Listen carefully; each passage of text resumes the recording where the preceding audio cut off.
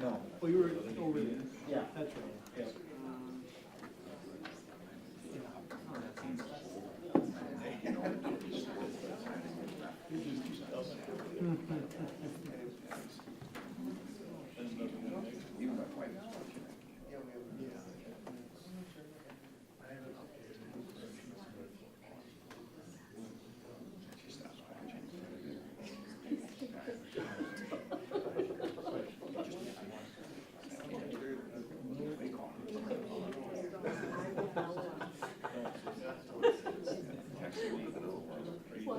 Good to know. And, I guess lucky for him.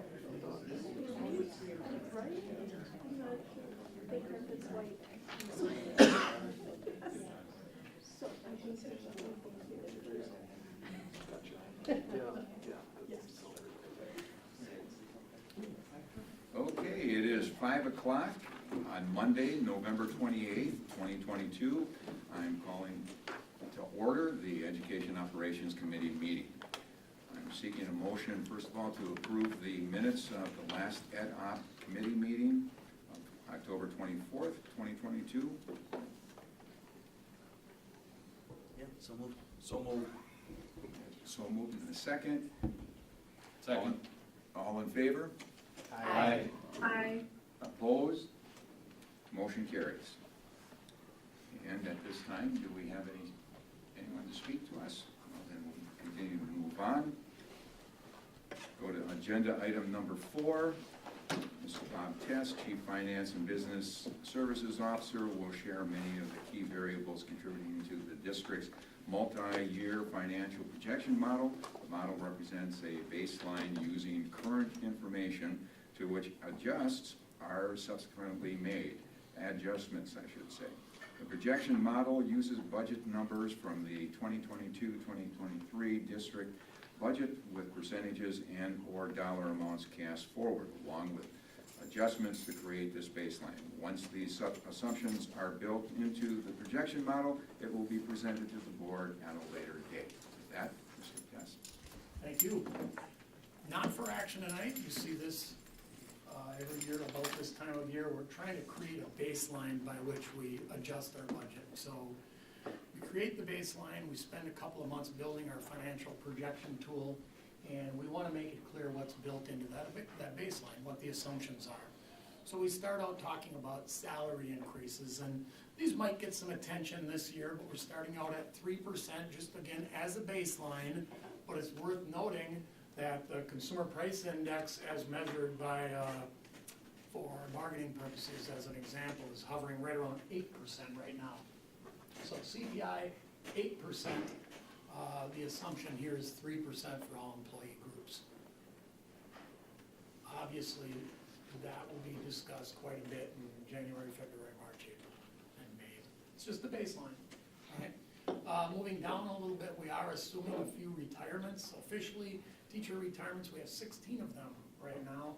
I'm making the assumption 18 because usually a couple more trickle in December and maybe into January. And we do save money we also lose value by veterans retiring or resigning and being replaced with younger staff.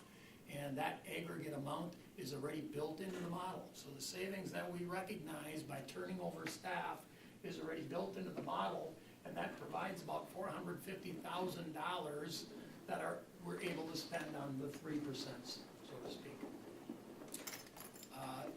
Normal attrition doesn't save us too much. The retirements do save us a little bit of money, a lot more money. The next set of assumptions, FICA and Medicare have been the same for a long, long time, 7.65% matching tax.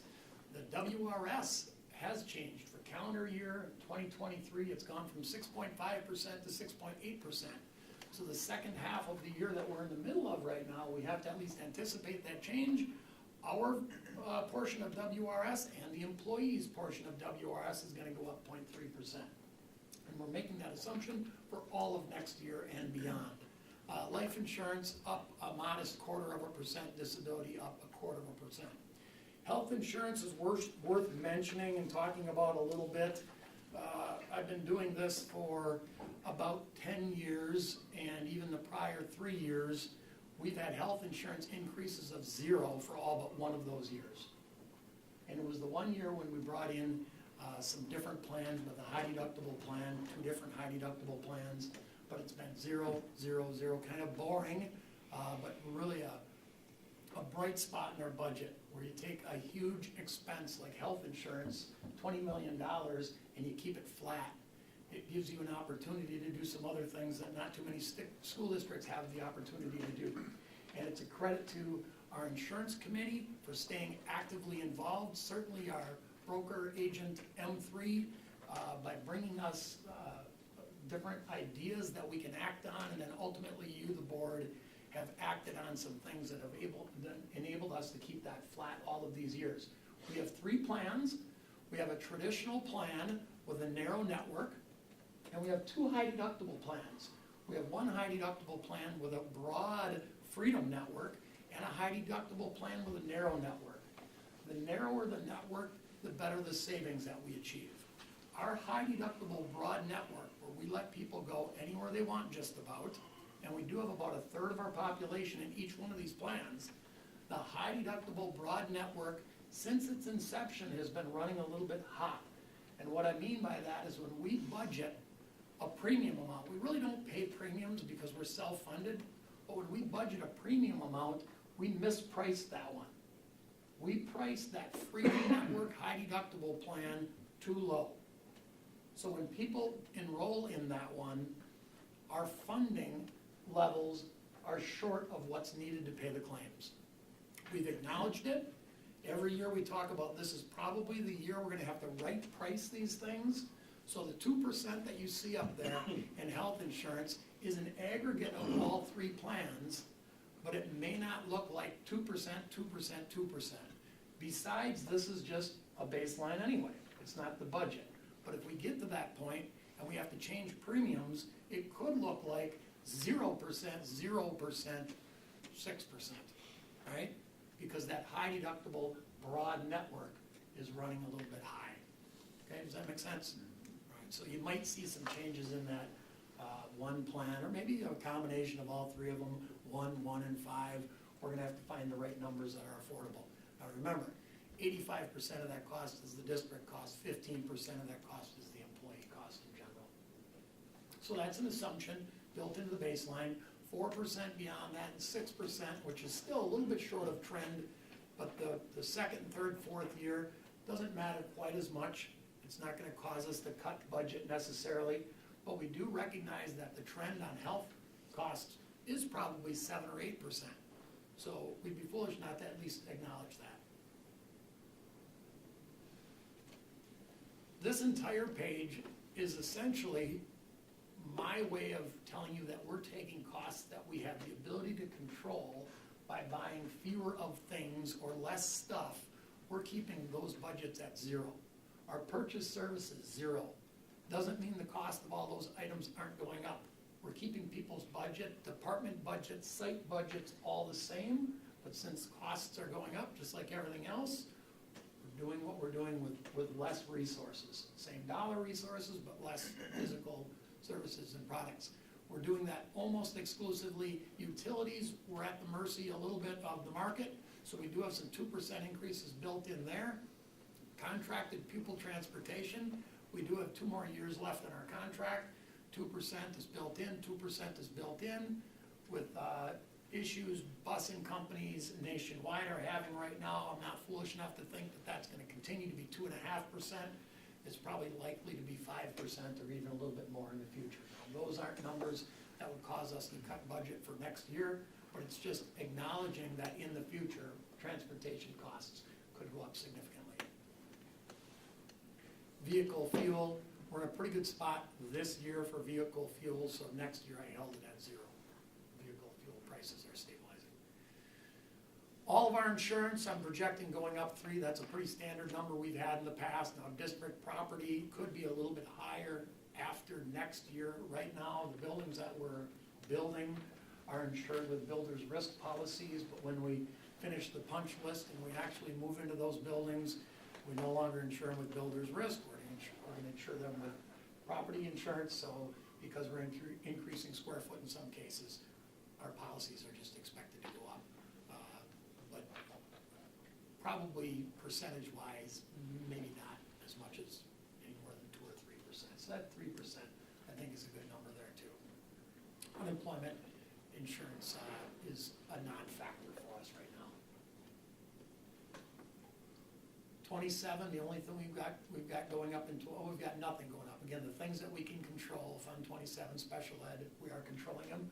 We're doing more with less because everything does cost more.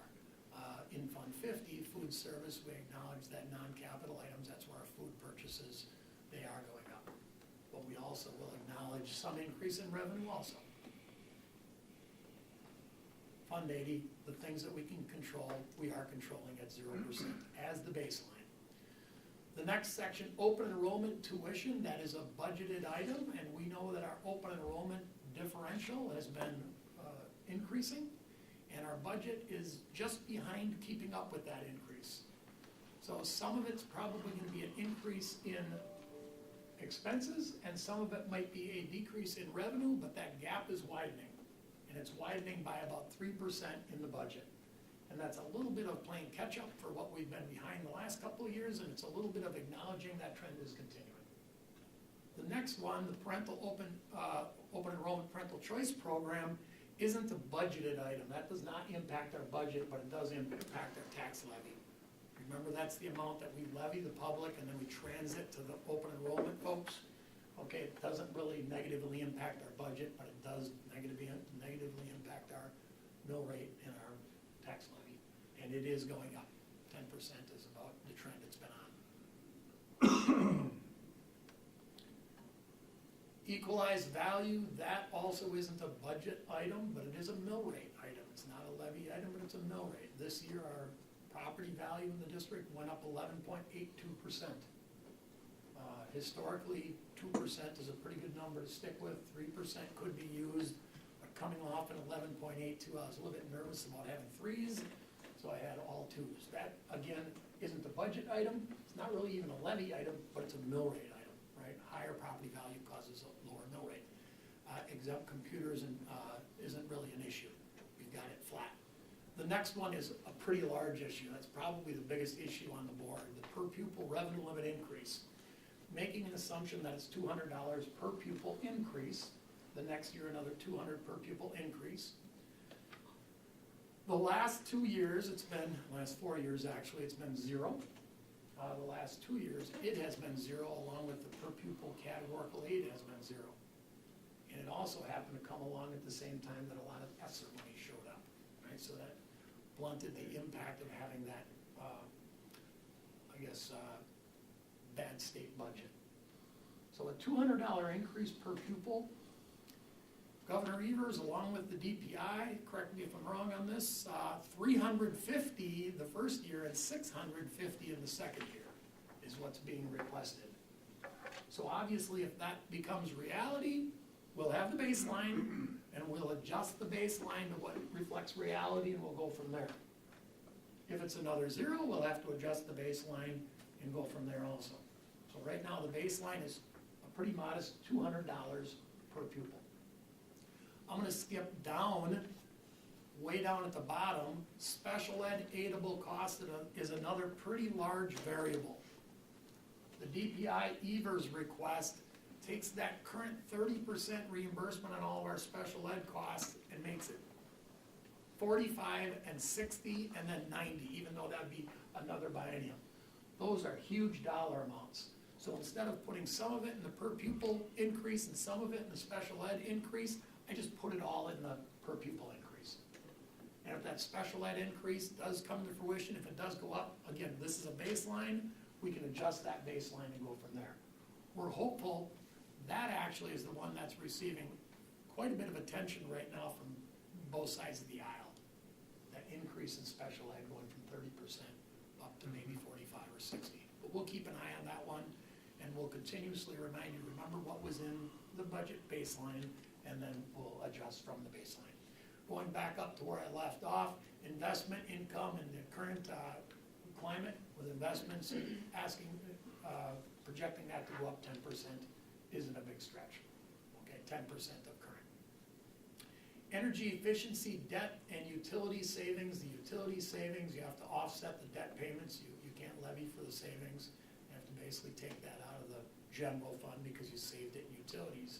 But I think the takeaway on this one is, now you see the end, right? The energy efficiency work that we engaged in 10 years ago, 9 years ago, is now coming to an end. And it goes from 2 million in 24-25 to 1.1 in 25-26 to 0 in 27-28. That's great news for the tax levy. That's great news for the mill rate. It's no news for the budget. That's not money we could put elsewhere. We get a revenue limit exemption for that. When the need the tax to pay for those debt payments go away, the exemption goes away. So your revenue limit goes down by that amount. Use of federal funds, extremely important part of my presentation tonight. These are ESSER funds, and I put the current year in here, 22-23, the budget year that we're in the middle of right now. We are spending $3.555 million on personnel. And we're also buying stuff, right? Purchase services, non-capital items. Together, this year, we're spending about $6.375 million of ESSER money for regular, routine, operational needs. Some of which we're prepared to have go away, some we're not as well prepared to have go away. In the projection model, with the baseline that I've built, next year, the staffing part goes from 3.555 to $1.98 million. So we have to prepare between now and the coming summer for staffing to go down this amount or have revenue fill that gap. We've talked about the cliff that the ESSER combination with the state budget has kind of put us in. We're put in a pretty difficult situation where the federal people said, here's a bunch of money to spend on recovering from the pandemic, and the state people said, good, you can use that for regular operational money and you don't need any more. So the next few months, it's gonna be interesting to see how that unfolds with the state budget. And that total amount in 23-24 next year goes down to 4.4 million, so 6.3 down to 4.4. So about $2 million less of stuff. And then it goes down to about 1.2 million the next year. That's the big one. And it goes down to about 3.2 million. And although hope isn't the plan, we're hoping that the state biennial budget helps fill that gap. Right? Plenty of lawmakers have told me that that's their intent, but we'll see. Some of them aren't even in office anymore, so we'll see how that unfolds.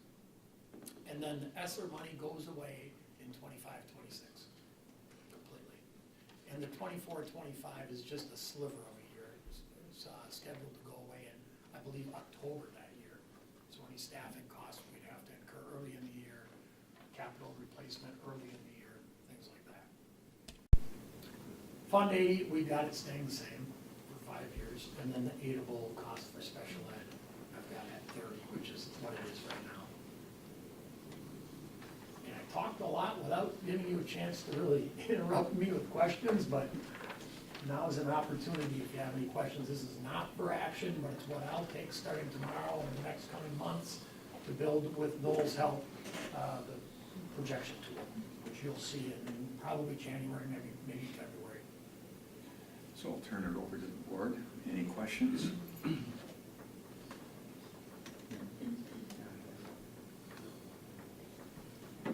Spot and show that we should. If not, I'll just make a comment that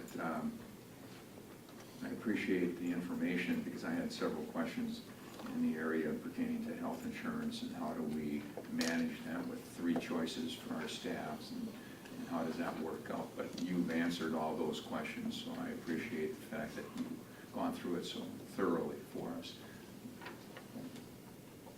I didn't write it down, I lost it. Oh, I'm sorry. That's all right. I lost it earlier, I should have wrote down when I had it right away when he was starting. Scroll through, maybe you'll trigger your thoughts. That's why I try not to say anything until everybody else is talking. I figured you have it at the tip of your tongue. If not, if there are no questions, thank you very much, Mr. Tess. And as As Mr. Trollope usually tells us, this is an ongoing thing that you will be keeping us abreast as we move forward. And I think I heard somebody say over here they have it back. Yes. Go ahead. Figured it out. I think you guys had done some sort of like bonus, right, a few months back.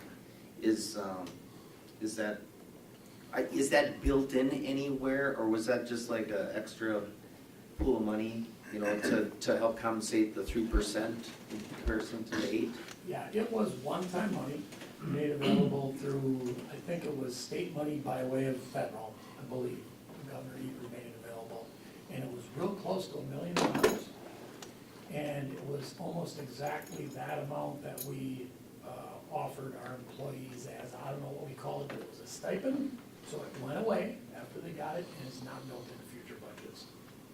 You have anything else to add on that? I was just thinking, was that in response to our cautionary freeze 2 years ago? Was that? No, that this was more recent than that. This was during last fiscal year. Okay, gotcha, thank you. It was a thank you bonus, we might have called it, and we were gonna leverage a couple of different tools in combination. Thank you. Okay. Thank you very much. Appreciate it, Mr. Tess. Moving on to the next item, agenda item 5. Dr. Rauscher will present new course requests in high school mathematics, technology, and engineering, and music for recommendation to the full board. She will also update the board on previously approved art courses at Wausau East High School. So, Dr. Rauscher, over to you. Hi, everybody. This is always an exciting time of year to bring you new course requests. Just a reminder, it's an annual process, and it's really driven by teachers and our coordinators, but for students. So it's certainly staff bringing ideas forward that they think will make things better for our students. There are motions at the end for the specific courses, as Jim mentioned, and just want to remind you that what does it mean to move that forward to the next meeting? What we're requesting really is approval to put these courses in the course book as an offering. Whether they actually run or not is dependent on a lot of different factors we don't know yet. The biggest one being student interest, but also things like how can we staff it, can we schedule it appropriately, can we fund them, all of those things. So really the focus tonight is just on the opportunity to at least put these in front of students and families and say, hey, what's your interest in these things? So the first one is a combination of mathematics, technology, and engineering. It's called Geometry and Construction.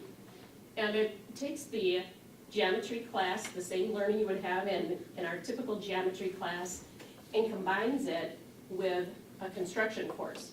So students would be in the class all year for double the time, so it'd be like doing 2 classes in one. So they would leave with a math credit and an elective credit. And you can read the course description up there, but I think some of the considerations or the why that went into this, one is it really supports the idea of academic and career planning. So students are learning the geometry they would learn regardless, but also being able to link it to a relevant career in the trades. Other things that we had to think about in terms of going into is what type of professional learning would our math and tech ed teachers need in order to be able to do this together. They'll have to work to develop curriculum.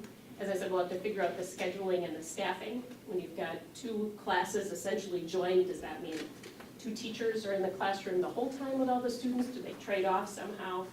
And then it would replace the current geometry applications class that we have right now, which is a combination of a math teacher and a tech ed teacher working together, but it's only in one period.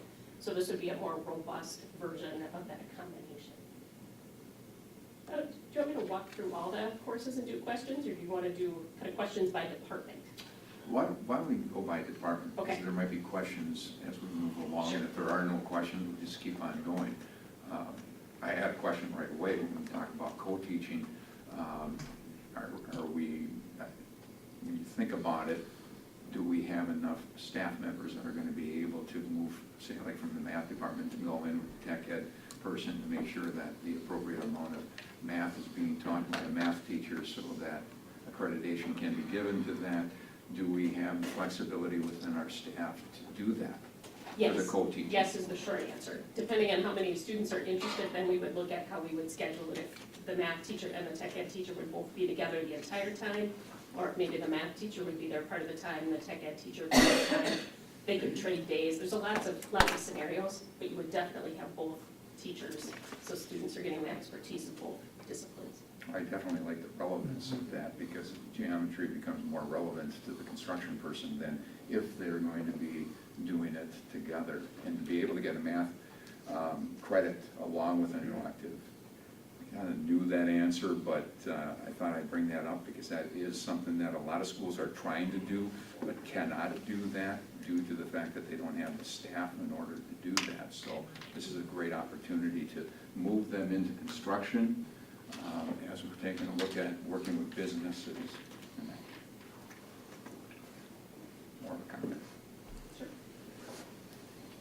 So then the next three are all coming from our music teachers. And I should have prefaced this by we want to offer these courses, including the geometry and construction one, both at Wausau East and Wausau West. So again, depending on student interest, we'll see where they actually run, but these are put together by the teams across the district. So with music, they have three. The first one up here in music production. This is a one-semester class, so half-credit elective. And again, it ties to academic and career planning because it's really looking at how can you use music in career pathways. This is a little bit different in that it really expands music opportunities for our students. When you think about some of our traditional performance-based music opportunities, you would start at the middle school level and then hopefully continue to pursue throughout high school. And it can be challenging if you didn't start, say, an instrument, or if you didn't start singing in middle school to jump in high school. With music production, because it's not performance-based, students could enter at any point in their high school career regardless of their background. So it's a really nice expanded opportunity, and again, it has the academic and career planning component. Other considerations, it does require some specialized equipment or subscriptions for kids to do the work. Teachers, again, would need professional learning. They'd need time to develop the curriculum, and then it's always a matter of how do we schedule and staff it. So again, thinking about, do we have teachers who can teach this? Absolutely, in terms of their license and their certification, yes. They just want to get really good at the specific software and some of the specific offerings through professional learning. Is there going to be like a production and audio mixing component to this, or is it just going to be creation of digital music? I think some of each, and some of it will depend too on what the teachers develop based on student interest. But yes, it's to, in general, yes, because that's the career path would have both of those components.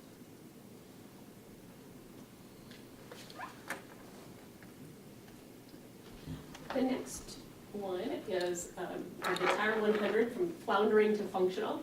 And again, this is a way to expand opportunities for students to jump in to music if they maybe didn't already start in middle school, or if they want to add and extend their music experience. So this one is about guitar. It's designed from the title, you can see, for the beginner, but the teachers also have plans for students who have some experience to be able to come in and find their niche as well. Much like the other courses, we need some equipment. In this case, we need guitars and guitar racks. We would need to develop the curriculum and then the scheduling and staffing considerations. Are you proposing a fee for that, pertaining to the fact that we'll have to get more guitars and different types of guitars, bass guitar, electric guitar? With this one, we would design it, it's designed purely on acoustic guitars, so that would be our only purchase. And the hope right now is to be able to budget it and purchase the equipment so that students don't have to do a fee. It would be different if we were giving them a guitar to take home at the end, then it would be more appropriate to charge them, but it would just be part of the school equipment. The skills are transferable to those other things, but the focus of the course would be acoustic. And then the last music request, Piano 1, is very similar. Semester course, half-credit elective, and again, it's that idea of expanding the opportunity. So maybe you've dabbled in music elsewhere, maybe not, but this is a way to come in, and you'd be coming in through piano.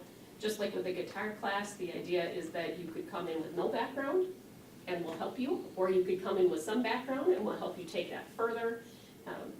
And you can see when you look at these kind of across each other, like if somebody got really excited about guitar or got deep into the piano, they might then be able to connect that to some of the other performance classes in terms of doing accompaniment and those kinds of things, but that would not be a requirement. So it's another opportunity to expand offerings for kids.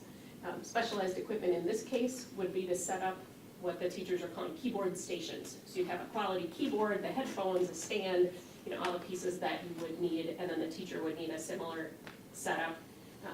With all these courses, we have music teachers who can teach them, who have the right background and the right license. We might need to get creative about who is where, but that's some of the staffing and scheduling puzzle that we work through if we have enough student interest. So the number of keyboards is going to be dependent upon how many students take the class, and then how many students will have to be in the class in order to offer the class is going to be the question Right. pertaining to the number and size and everything. Because keyboards can become a little bit expensive, and they're going to stay in the building, obviously. Right. Okay. So there's no question there. I'm just I'm wondering about the money on Yes. that as well. So we have, there's different funding sources we could look at. The education team for the district has a budget that we use for curriculum resources. There's some district level music money that's budgeted each year that could be considered through the coordinator and the teachers. And then there's building budgets or department budgets within each of the buildings as well. So we'd be looking at those sources. I think it's a wonderful idea and opportunity, because there's so many times when I've seen students come through and get into high school and look back on their middle school years or elementary years and say, I wish I would have started earlier. And they don't have the opportunity, so. And there are, as many of you know, there are guitar and keyboarding opportunities at the middle schools. So that's why both of these last courses are also designed, if you did try it there as an elective and you just want to expand your skills, it's only to continue. But you could also come in without background. So this last one doesn't necessarily need approval, but it seemed appropriate to update you while we're doing these. And this is an art course specific to Wausau East. It's called Portraits and Figures. It's a one-semester course, so half of an elective credit. And this course used to be, and then student interest and other needs have kind of shifted, so this course hasn't run for a bit. Now the teachers are seeing a need for this in terms of the overall scope and sequence and in student interest. And so the class that they would not offer, because it's seeing decreased interest, is comic arts. So they would offer portraits and figures instead. Just gives students a different opportunity. And when I talk about scope and sequence, I'm thinking about, look, if you start art and then you want to progress through different courses, this would improve that sequence and it would align it more closely with West's art sequence as well. So that one doesn't have a motion, but I just thought you should know. Well, having a graphic artist in my family, I think all of that is very important, because of the scope and sequence, they just can get better, and then they can go into the digital world as well, if they so choose, if they understand the concepts and that. So that's exciting. And I think really if you look at these overall, the art, the music, and the technology ed and the mathematics courses, it's teachers looking at our students and really trying to be responsive to where students are and to where we could possibly take them, and what's changing and what we could offer. So the 4 recommended motions are there: geometry, music production, guitar, and piano. And I put them separately in case you wanted to do them separately. If you'd rather do them together, that's okay. I have a question. Are we going to be offering these at both East and West then, or what is the plan for these? Yes, if you were to put these forward and then formally approve them at the next meeting, they would all go in both the East and the West course book, with the exception of portraits and figures. That one's unique to East, but it aligns with a similar course at West. Thank you. Just got a question. Did I hear you say, so these were brought forward by teachers who were seeing where students were and where we wanted them to go? Yes. So where are you guys, from an administrative standpoint, on kind of stepping out front of this and taking the lead on creating more of these examples? Like for the, I think that the construction and geometry is a fantastic example. We've talked about hands-on stuff. A friend of mine told me about this course down in St. Louis where they teach algebra, manufacturing, production, entrepreneurship, and design. There's mathematics for electricians. There's all kinds of stuff out there. So when are we gonna get out in front of it rather than have the teachers bring to us? When are we gonna have a hands-on strategy that we're gonna put forward and say, here's where we're going? Well, I think our overall in front of it strategy, if you will, is to keep pushing the importance of academic and career planning. And then when we bring, this cycle allows teachers to say, here's what we see, here's how we can be responsive. But John Winter, our CTE coordinator, is here along with one of our tech ed teachers, Theron Peterson. So I don't know if either of you want to speak to some of that more? Well, I would just add that this particular class is stemming from an organization out in Colorado who also offers an algebra and manufacturing, just as you kind of mentioned there. We've taken a look at that curriculum and that course. This particular one is a good starting point. In the past, we've dabbled with some algebra and manufacturing. We had a class at one point called Math and Machine Tool. We struggled with enrollments in that particular one. So we've dabbled in it a little bit, but I think this particular one, Theron and I and the team have we've got some confidence in the fact that, number one, we've been running a geometry applications class. We've got building trades. Obviously, every student's taking geometry. So kind of looking at that information. But to your point, there are definitely other opportunities out there. Just trying to find, where it fits best with our students and certainly in alignment with our industry partners too, so. Yeah, because we need a story, right? And we need something to draw kids in and to keep them going down a path. And I think that you're right, John, we've dabbled in it here and there, but we've never jumped in with both feet and said, we're gonna be serious about this and we're gonna offer stuff across the board for construction, for electrical, for plumbing, for HVAC, or whatever it is. I'm using the obvious ones. But I guess that's what I'm still missing here is we don't appear to have a strategy. We appear to have some point solutions that, thank God, the teachers are bringing forward saying, hey, we should do this, we should do that. But as a district, with where everything is going, within the industries and everything else, I just feel like we're lacking in that from a strategic direction perspective, rather than dabbling.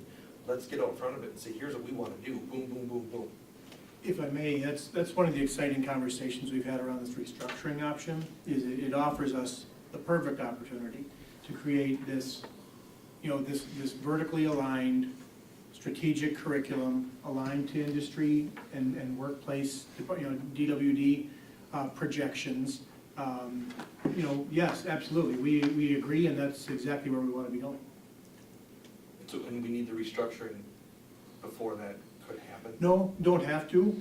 It just offers an opportunity, and frankly, a lot of energy right now is focused on the conversations around restructuring. What would a secondary curriculum, if we decide to merge our high schools, how do you take a curriculum in two different schools that are different, very different, and two different schedules, and merge those into a cohesive system? That's taking a lot of time and attention right now, but but as part of that, to realign our curriculum, recreate it in that vision, that's exactly what we've been talking about. It's very exciting, frankly. Well, certainly the student enrollment numbers would make a difference if the schools were combined in some fashion, because a lot of the problems that we see with some of these classes, like John mentioned, is you have to have enough students that are willing to take them, because we can't put a full-time teacher in to teach 3 kids. So you would think that if we combined the schools, that you'd have more students for one class. It makes it a lot easier to staff it. And I think you're hitting the point right there. back to restructuring, because as we talk about restructuring, you have a few students at East, you have a few students at West, we have a redundancy of the programs.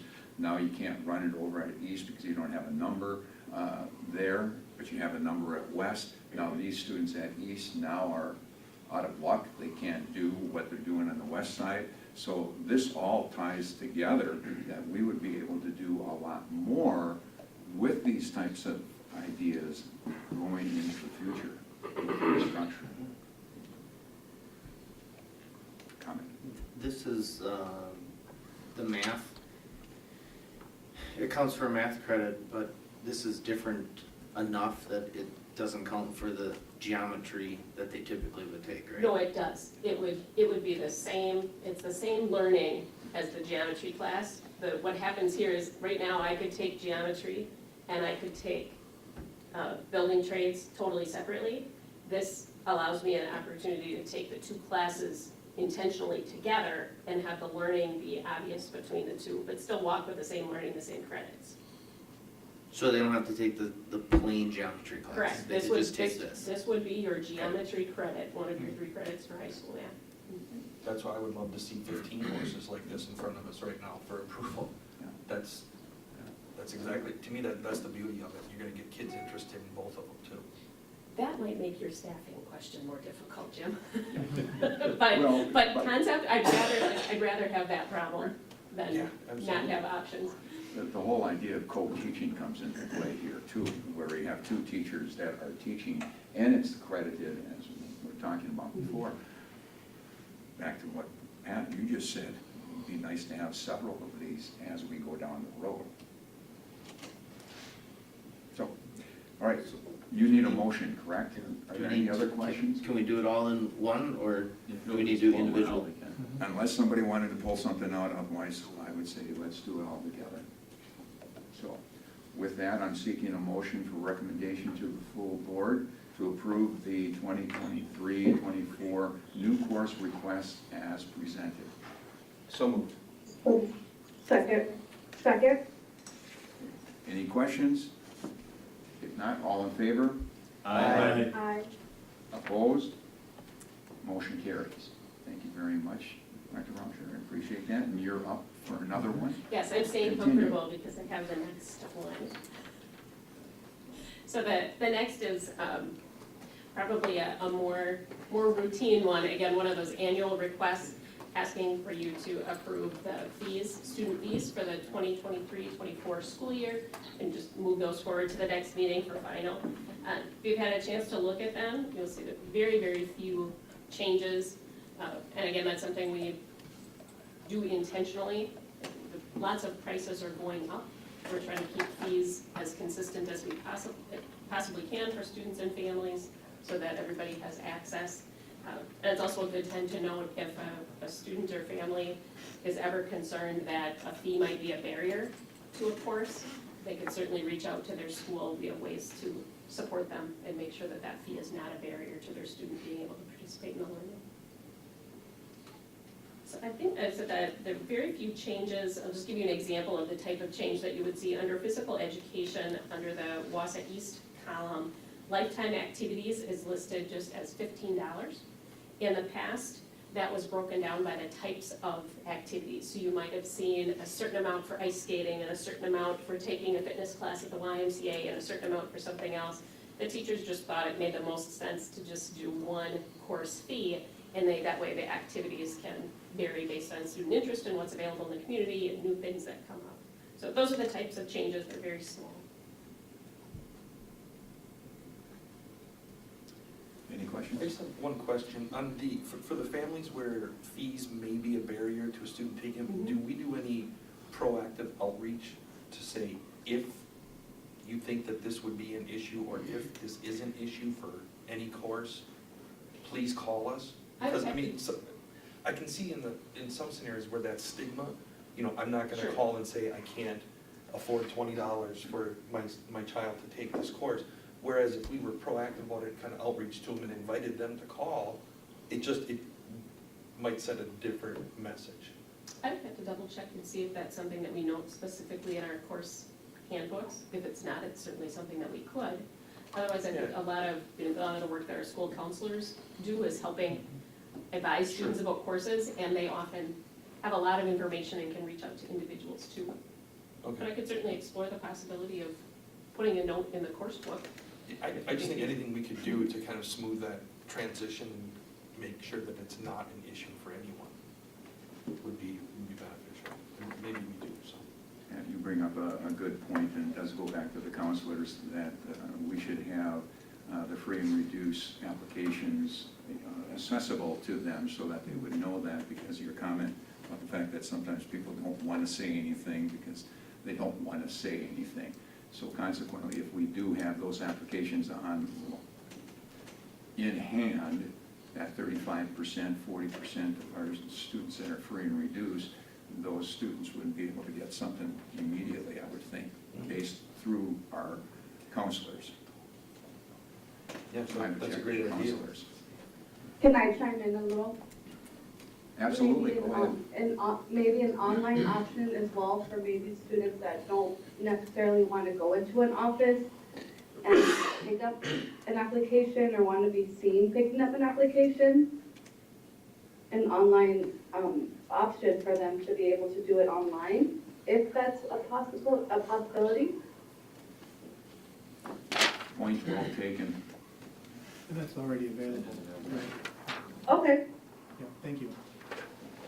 I don't think we do that much with paper anymore, do we? Good to tell. I hope not. We're in the digital world now. That was just my thought. I was thinking of the students that maybe don't necessarily want to go into an office and pick up an application or be seen picking up an application. May Absolutely. Go ahead. I kind of have a question. I've had this for a couple of years after paying the fees for my students. Like English 9 consumable materials, right? East has nothing and West is showing 15. That's a required class. So when it's a required class, and maybe this goes, Bob can answer your question, you know, how is that not being covered by, you know, normal school money, you know, operations money? Why is that? I can totally see if it's foods or some other elective course, and the fee for band, right, for instrument, if you can't purchase one at home, totally understand all that. But that's kind of been my question for a few years. Sure, I can give a simple response, and then certainly Bob can probably add. When we talk about consumables, it usually means something that the student gets to keep. That's when I made the joke before about, like, we're not sending guitars or keyboards home with students, therefore there's not a fee. But when you look at like those consumables listed at West for English 9, those are handouts, those are materials of some sort that the students get and they get to keep. And East has something similar for English 9, they just choose to do it through an ACT workbook, but that workbook becomes the student's personal workbook. You'll see similar things in world languages, where it'll talk about a workbook fee. The students get to keep those workbooks beyond the course. I don't know, Bob, if you would add? Not much more to add. We are allowed to charge for consumables, which we do from time to time, and it's usually a matter of very, very painful budget reductions that are weighed against another fee oftentimes. You know, maybe it was 6 years ago, maybe it was 8 years ago, when we're in the middle of some of these agonizing conversations where, are we gonna reduce this, or are we gonna charge students for what they're using up a consumable? And although we don't wanna charge for it, we also don't wanna cut something in the budget. So most of these fees have been around since I've been here, but that's usually how they get to be where they're at. And why do they differ between schools for like an English 9? That is a school level decision, site level decision, because anything that's not covered with a fee would come from the school's site budget.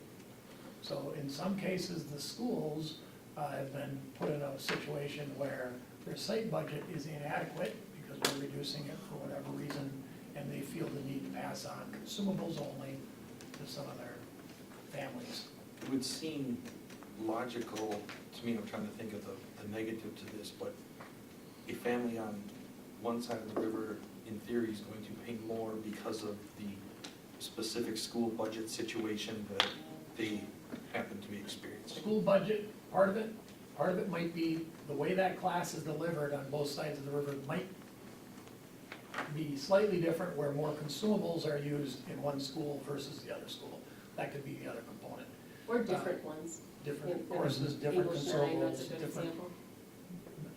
same curriculum, but different means by which achieve the same results, so that was part of it too. Have we been restricted, or is our revenue limit or tax, tax levy and things, has that been restricting in creating some of these decisions 10 years ago already? Each of the last 10 years, Yeah. including this year, to an unbelievable degree.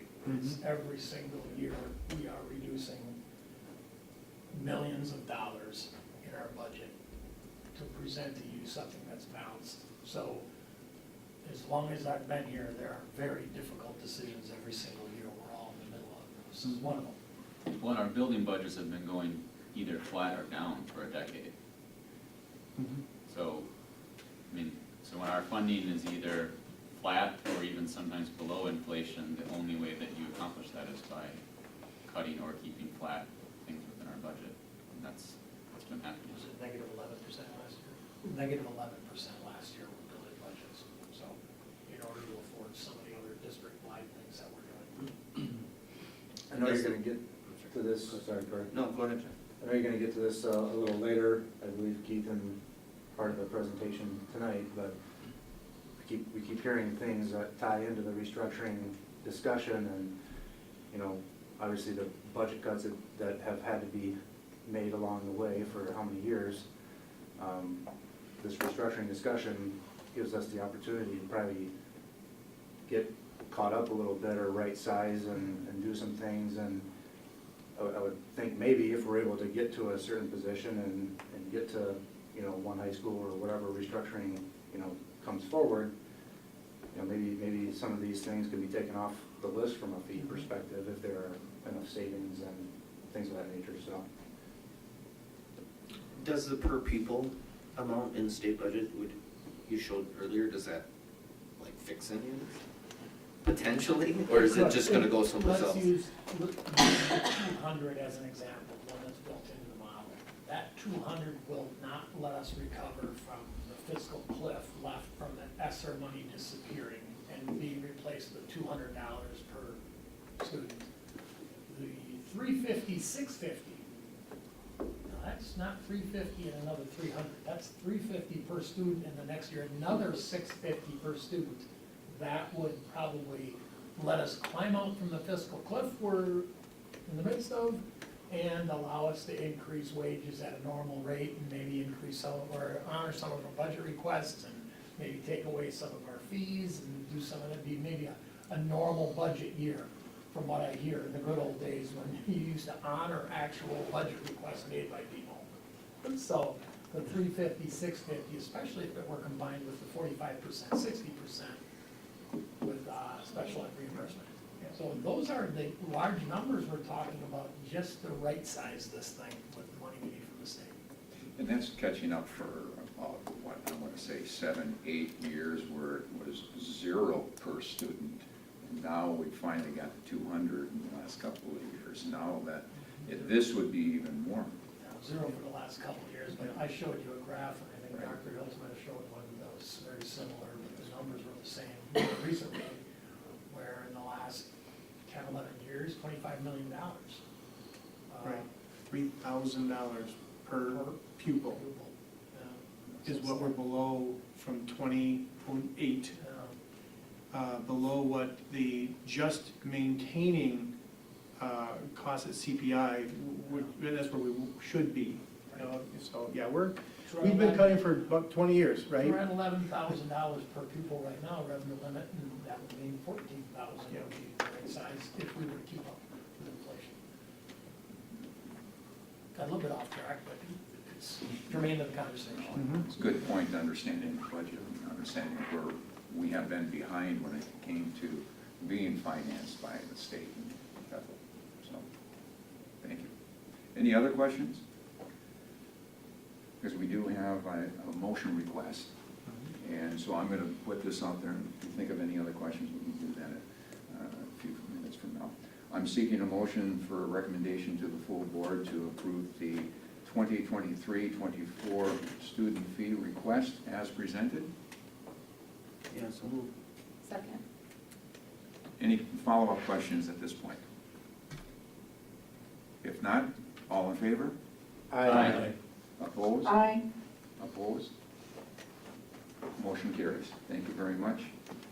Sorry about that, Joanna, I moved too quickly. I gotta give you a little bit of time to respond as well. My bad. Oh, no, that's okay, it's just me being slow, trying to find the button to push. Okay, agenda item number 7. As we move along here, the Wausau School District 4-year-old kindergarten program has entered into program agreements with community collaboration sites since 2002. In the past 5 years, the Wausau School District has had agreements with the following sites: Wausau Child Care, Mountain View Montessori, Woodson YMCA, Wausau Branch, and Newman Catholic Schools. Carol Rakowski, 4K Principal and Early Childhood Coordinator, and Julie Schell, Director of Elementary Education, will review the program agreement for the 2023-2024 school year. Now, after all of that, go ahead. Good evening. There you go. Thank you. We're here for our annual request to review our 4K agreement that we give to our 4K community partner sites. The agreement this year looks very similar to what you've seen in the past, or what has been presented to the board in the past. There's one minor change in the contract language, which is just to represent the addition of equitable multi-level system of support language. So systematically stays the same, but does just add that shift in language for our RTI process. We are also considering adjustments to Exhibit A, the fee schedule reimbursement, but that would not impact the contract language as we have written here. I'll just add something, if you go to the Schedule A part, the numbers in there, the dates got way at the bottom, I believe.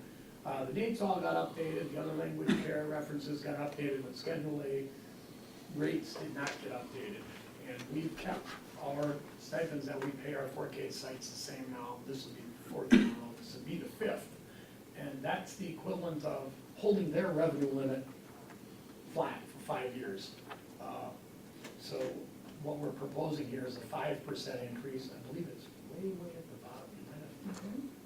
There, those dollar amounts should be increased by 5%. And since we're doing an initial approval tonight, you'll see the final approval with the full board. The top one's $2,137 if you need to know. The next one is $193. The next one's $210, and then whatever the sum is for now. And that's on my sheet that's sitting back there. So we'll bring you an updated Exhibit A along with the contract on December 7th? 12th. Okay.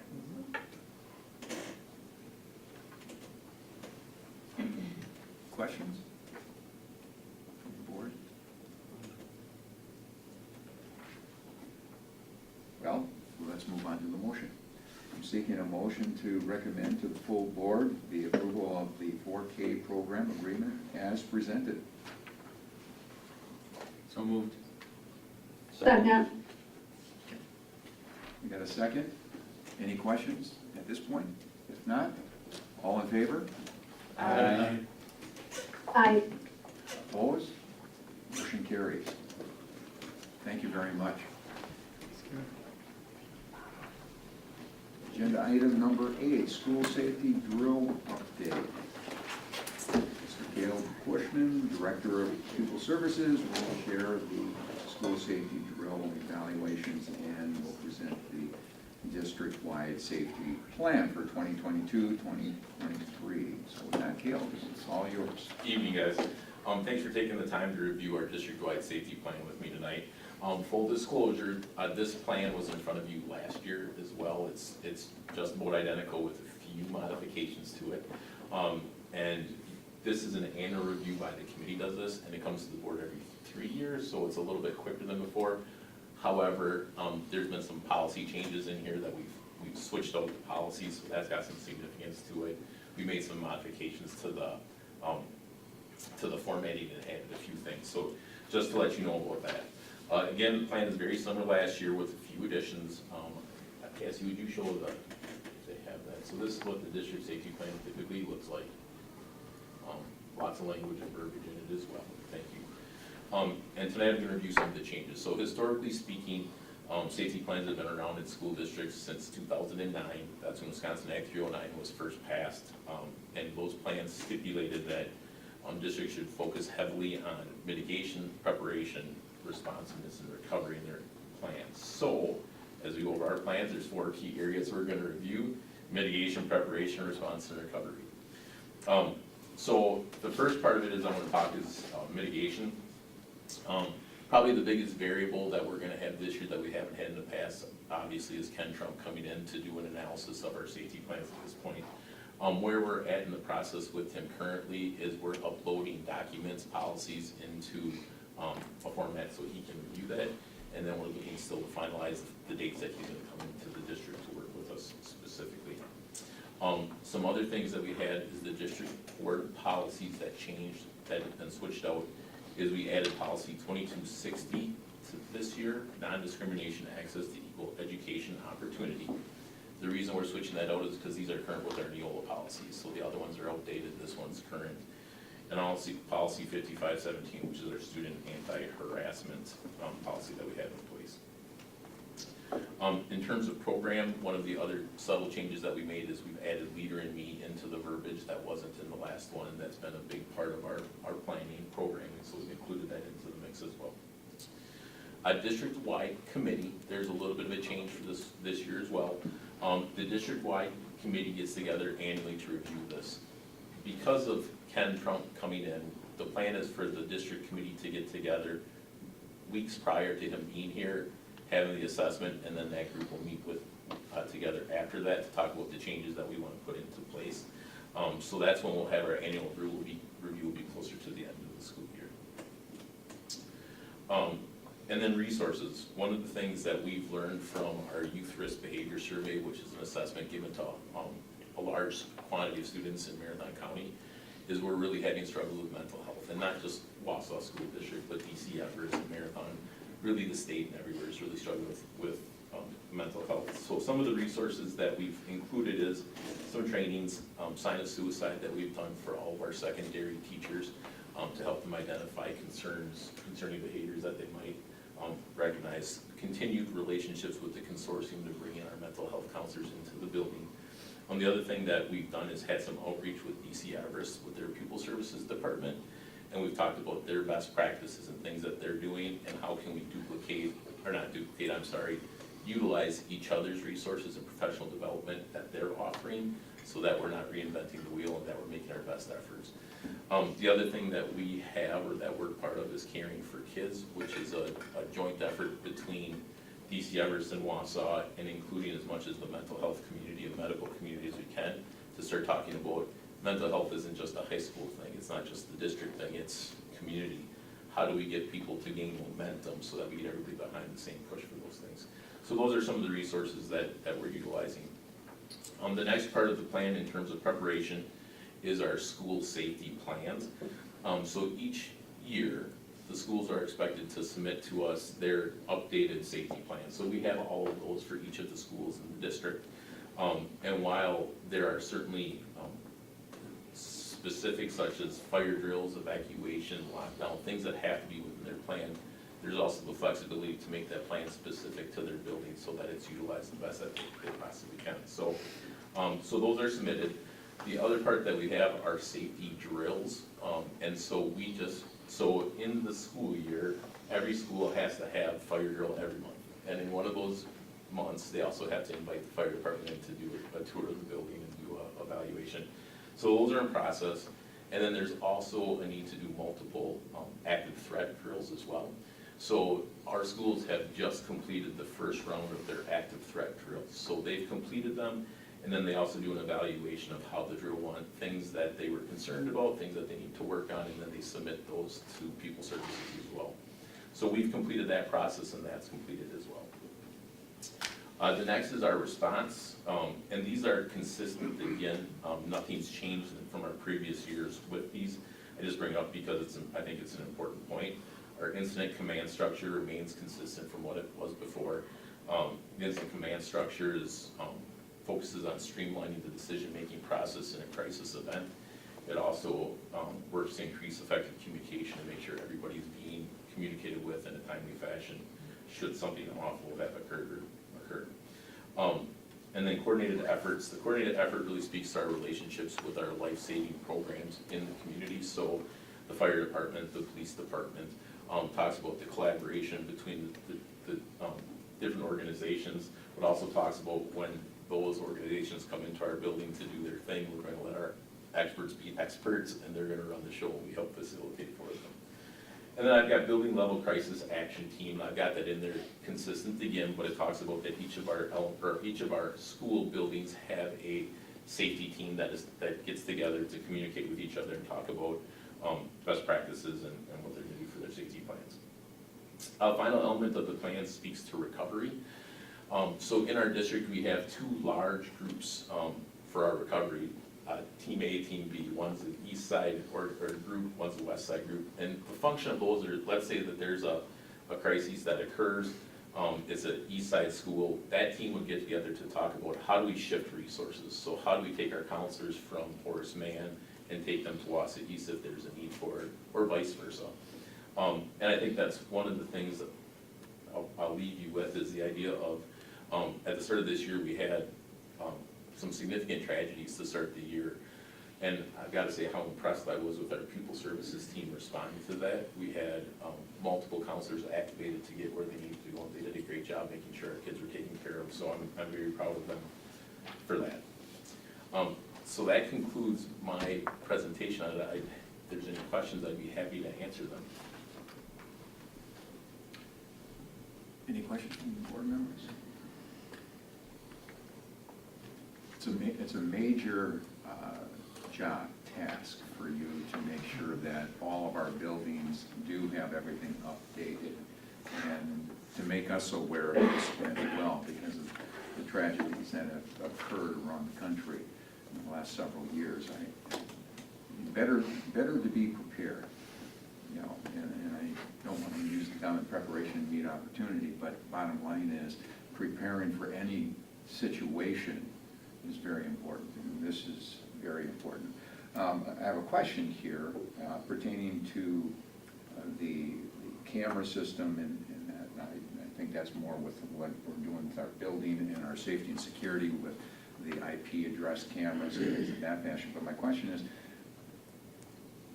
the Wausau Police, Marathon County Fire Department, do they have, and will they have, and this is directing more at you on this, Keith, pertaining to, will they have the opportunity to get into our camera system so that they could identify an at-risk situation and they could identify it digitally before they have to go into the buildings and things of that fashion?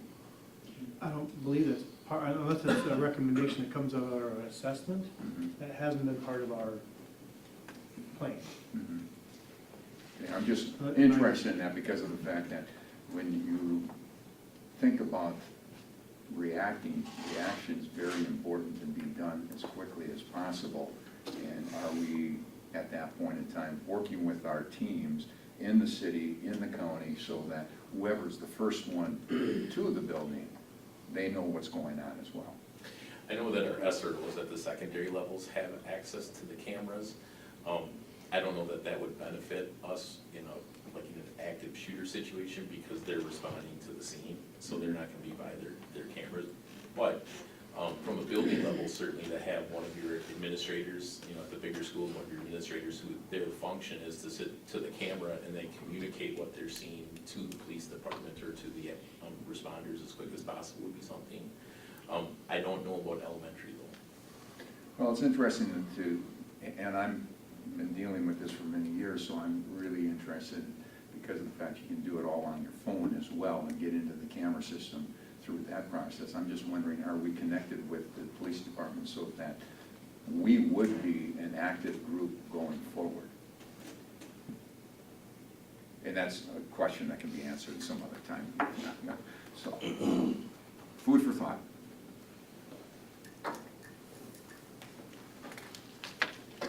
If there are no other questions, I'm going to move on. I'm seeking a motion to recommend to the full board the approval of the district-wide safety plan for 2022 and 2023.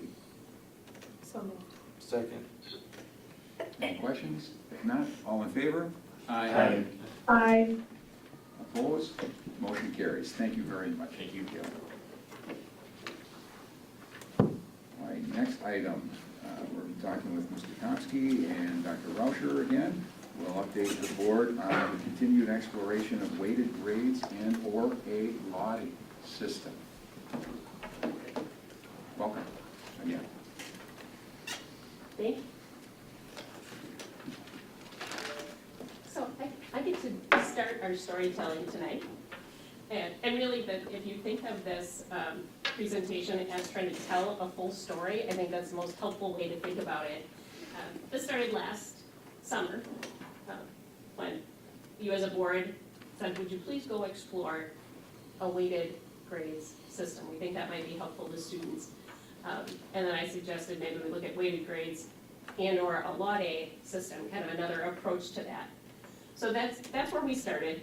And really the goal overall was to encourage students to pursue rigorous courses, including those career pathway courses that would really move them forward. And so some of the questions we had, though, in terms of with weighted grades being potentially an answer to this, is how many students actually pursue the courses right now? And then how might something like a weighted grade system or a Lot A system impact students' experiences? So, and one of the other things we talked about in June is we needed more than just me in this group. So that's kind of where we were. John Tomsky, who's one of our APs at Wausau West, he's really going to lead most of the presentation, because another piece that you just need to know about is we really are always looking for opportunities to grow our own. So that could be someone working as a paraprofessional who wants to become a teacher. It could be a teacher who wants to move into an administrator.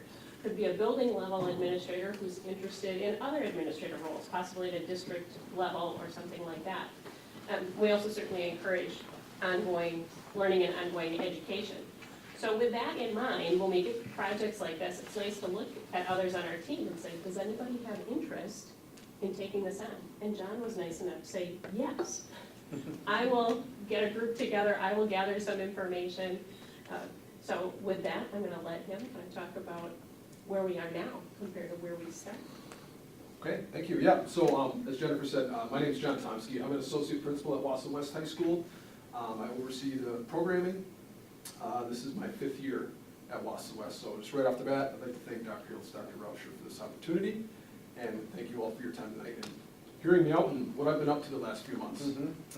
Okay, so we're going to start off right off the bat with the recommendation that we arrived at when it comes to the 2 inquiries regarding students avoiding rigorous coursework, as well as the possibility of adopting a weighted grade system or something similar. So, and the reason I'd like to start out with the recommendation is the rest of the presentation is, I'm trying to paint you a picture of the data that we looked at, the conversations I had, the surveys that we put out there, to try and help demonstrate how we arrived at this recommendation. So right off the bat, our recommendation is to continue to monitor student course selection and achievement by looking at redefining READY data.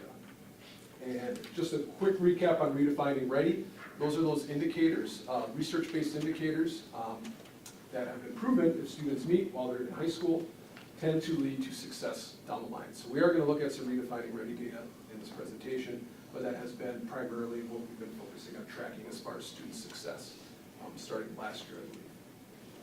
The second recommendation, continue to explore ways to encourage students to take rigorous coursework. As you can see, there are different opinions and ideas on, are students avoiding rigorous coursework? If so, why? Many think they are not. So again, that's the picture that I plan on painting for you tonight. So we looked at a lot of different data and a lot of different stakeholder input. And that graphic is up there to demonstrate what's to follow. It's a lot of different opinions. Some of them are conflicting. It's lots of different bits of data. Some of those bits of data are conflicting that allowed us to arrive at the recommendation that I just talked about.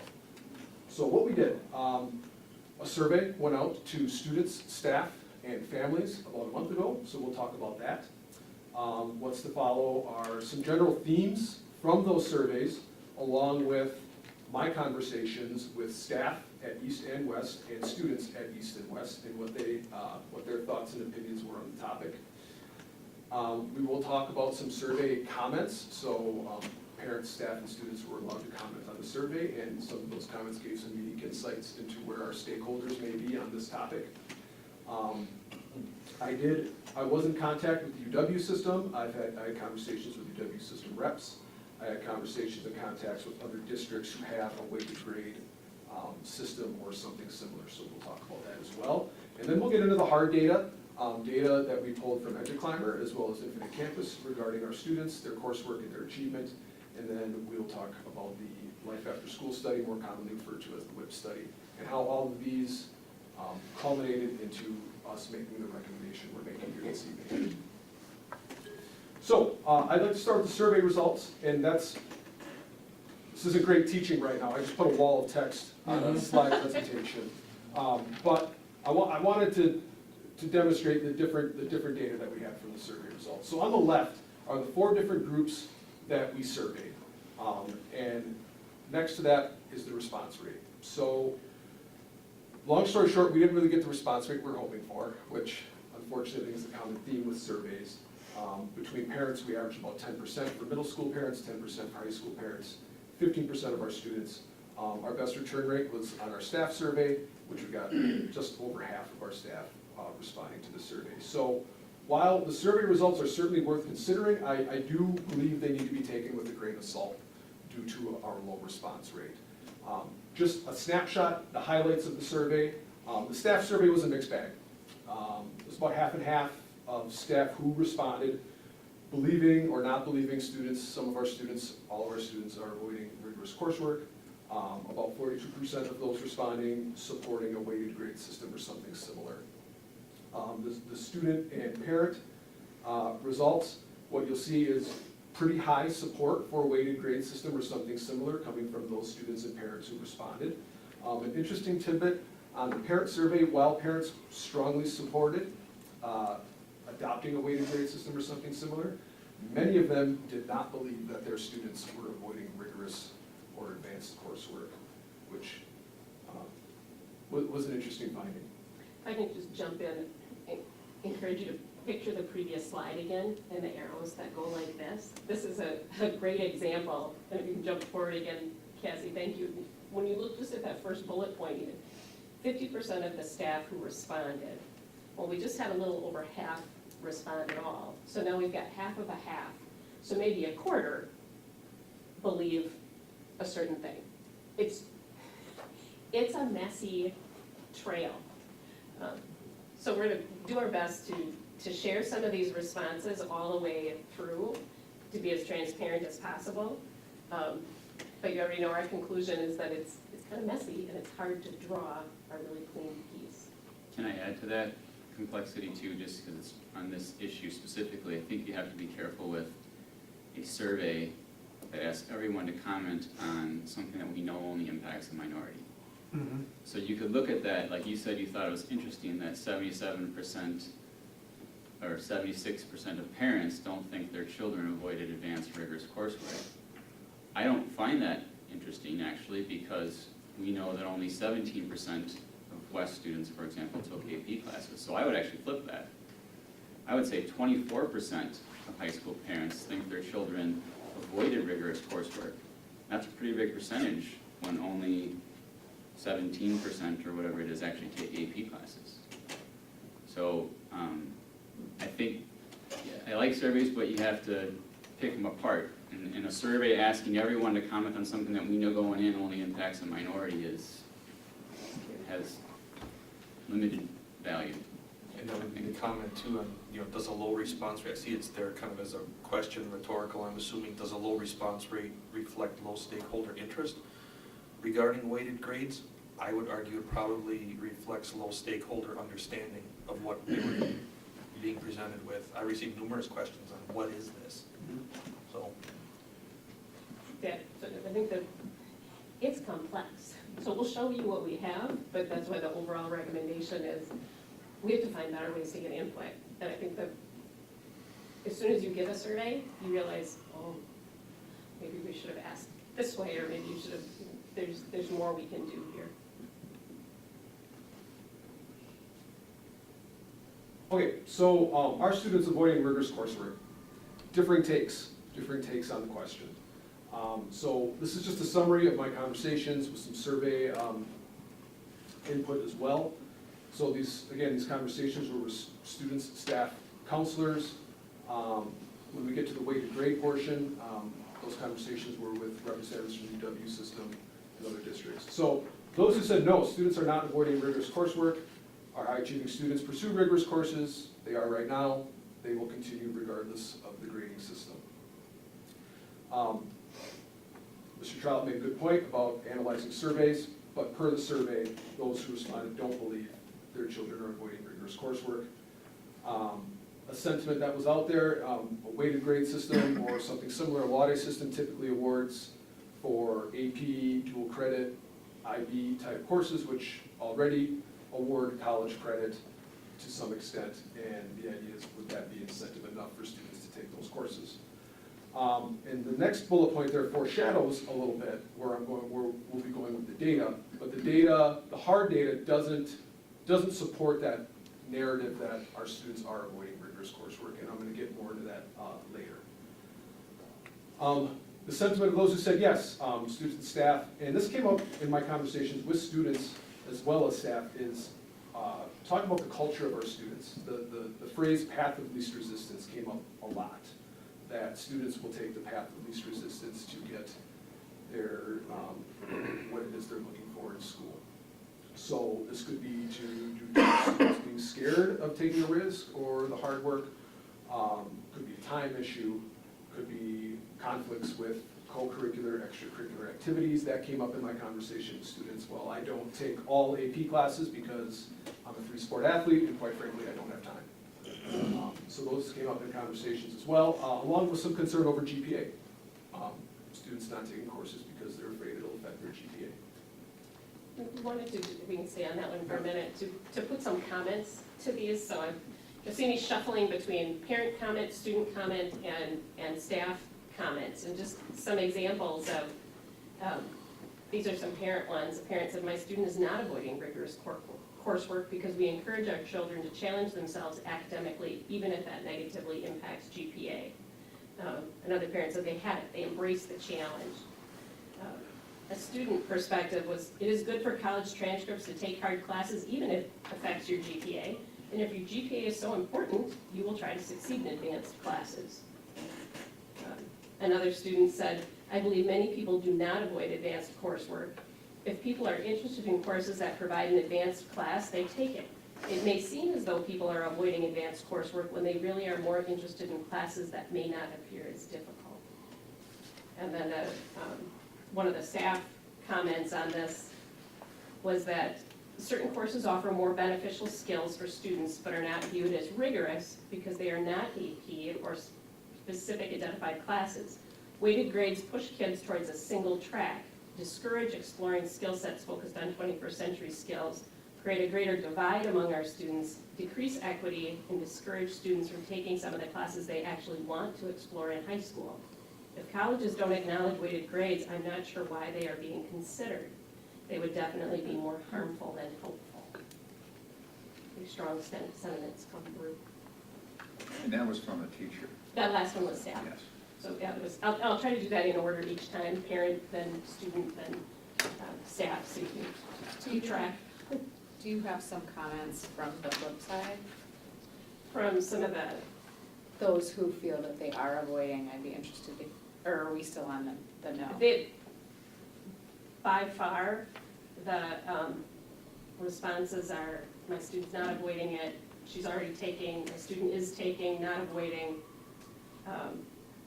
There are a couple, this is the parent one, just as an example.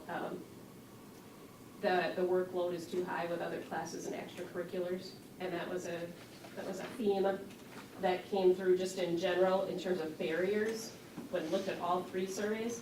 Stress and mental health, time for co-curriculars, doesn't align with their interests and passions, doesn't align with their career path or their future goals, and they're only helpful or beneficial to some students. So those are like the summary of barriers that came out of all of them. Because that was one of the questions, is what are some of the, one of the questions we had going in terms of barriers. To me, the data point that's most relevant is 77% of students believe a weighted grade system would incentivize students to take advanced or rigorous courses. Said another way, 77% of students think that other students or themselves are avoiding hard coursework. Well, with a 10% response rate, and then some of the students, when you look through the comments, are saying, I don't avoid, or we don't avoid, but if you think people avoid, here might be some of the things that go with that. It's conflicting and honestly confusing, because like one data point will say this and another shows that. So we'll keep telling the story, but ultimately our recommendation is we need more information. We have more work to do to figure out what's going on. Now, I think it's conflicting in some ways, but I still don't think it's confusing, because the majority of the students aren't impacted by this issue that we're talking about. So it's just not surprising at all to see the results of a survey like that. You're going to get more comments saying, no, we don't need it, than you are comments, we need it, because it's impacting a minority of the students. There aren't that many. So that doesn't mean that it's still not important, but it just means surveys are going to be of pretty limited value, I think. Do we have more discussions? Yep. So, discussions surrounding the idea of weighted grades, or Wausau adopting something similar to weighted grades. Per the survey responses, there was strong parent and student support. Summarizing some of the pro comments, parents believing it would incentivize their students believing if they had that opportunity that it would have incentivized them further. Alleviating some stress surrounding GPA, but I think that is a double-edged sword as well. When we get to our next slide, I can talk about that a little bit more. I did meet with our gifted and talented teachers at the elementary level. Overall, generally supported the idea of adopting this, thinking it would be good for their GT students that they see as elementary students going to the high school level. It came up a few times, the idea of perhaps utilizing a weighted grade system or something similar to the valedictorian salutatorian process.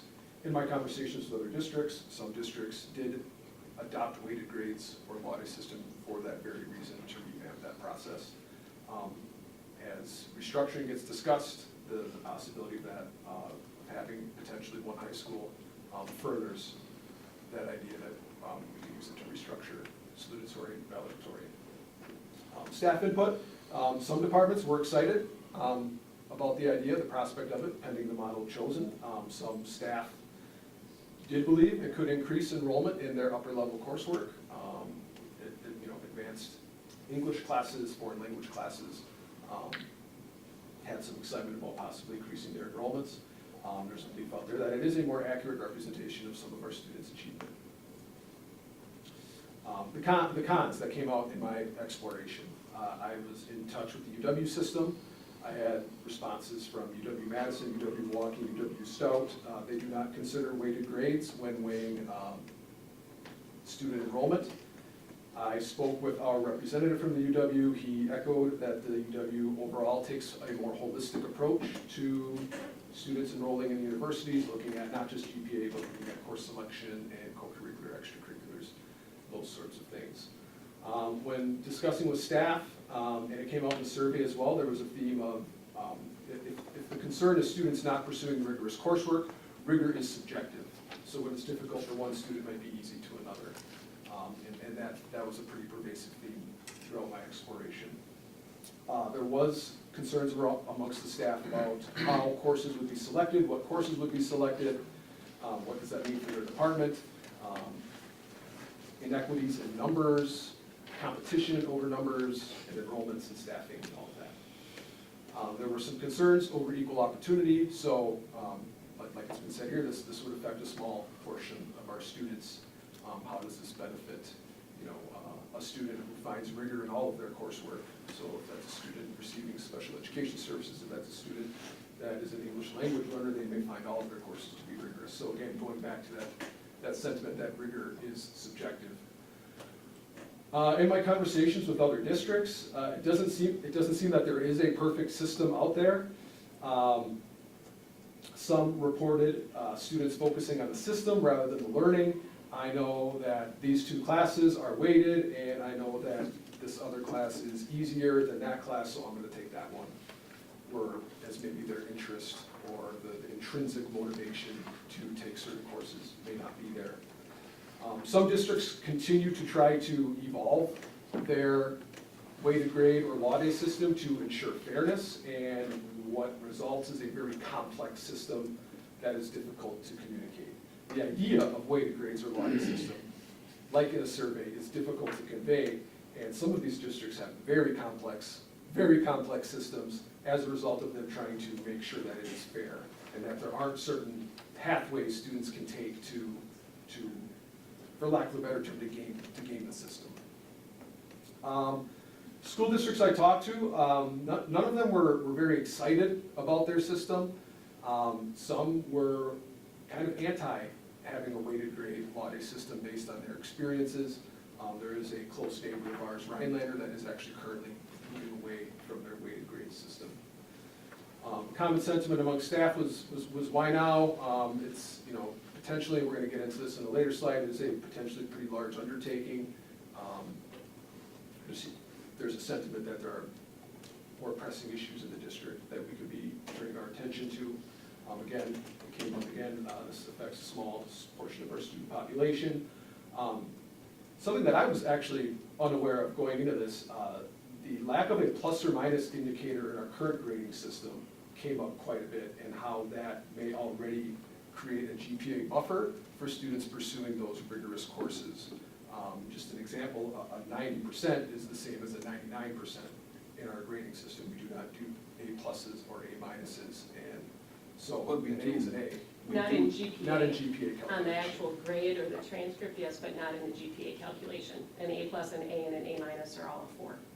Yeah, I think we used to have, at least at West, I think in the past, they had an AB, which was a 3.5, if I remember correctly.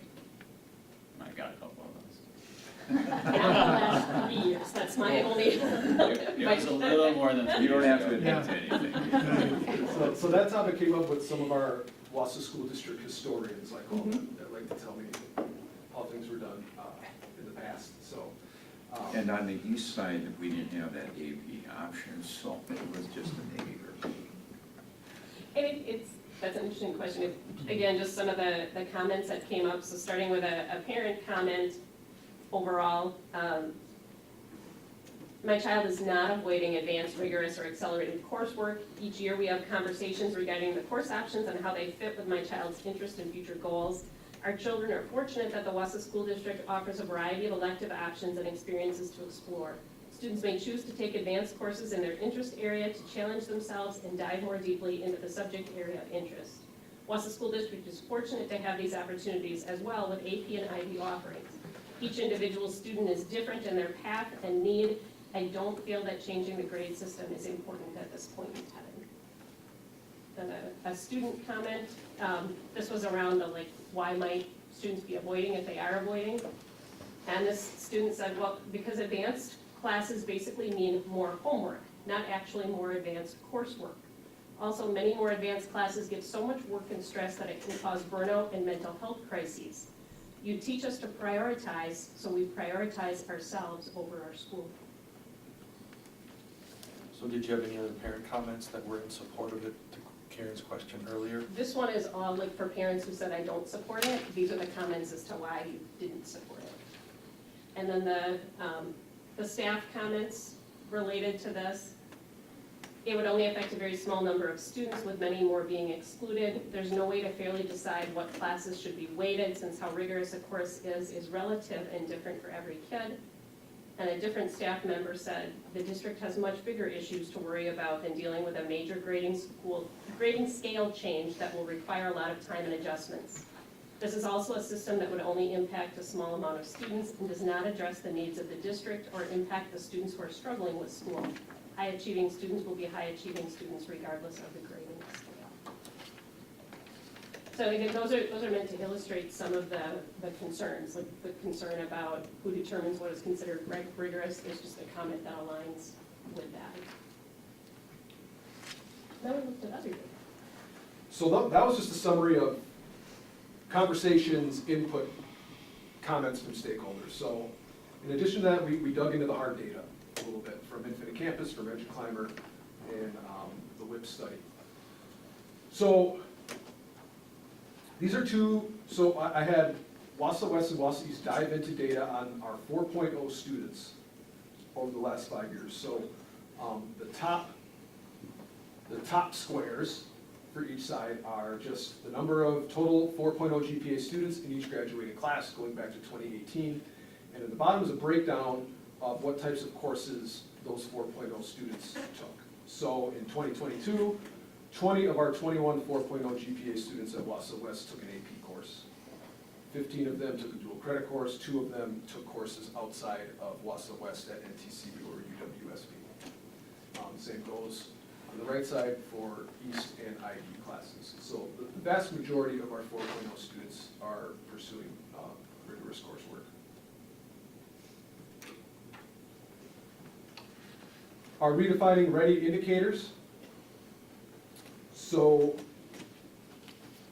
these are those indicators we are tracking currently to help predict student success. So the ones relevant to this concept, yeah. On that last slide. Yep. So what percentage of our 3.5 students pursue rigorous coursework? I don't have that data right now. Okay. If you'd like me to, I could go get. Yeah, that'd be great, because this is interesting, Mhm. but to me, it's so small.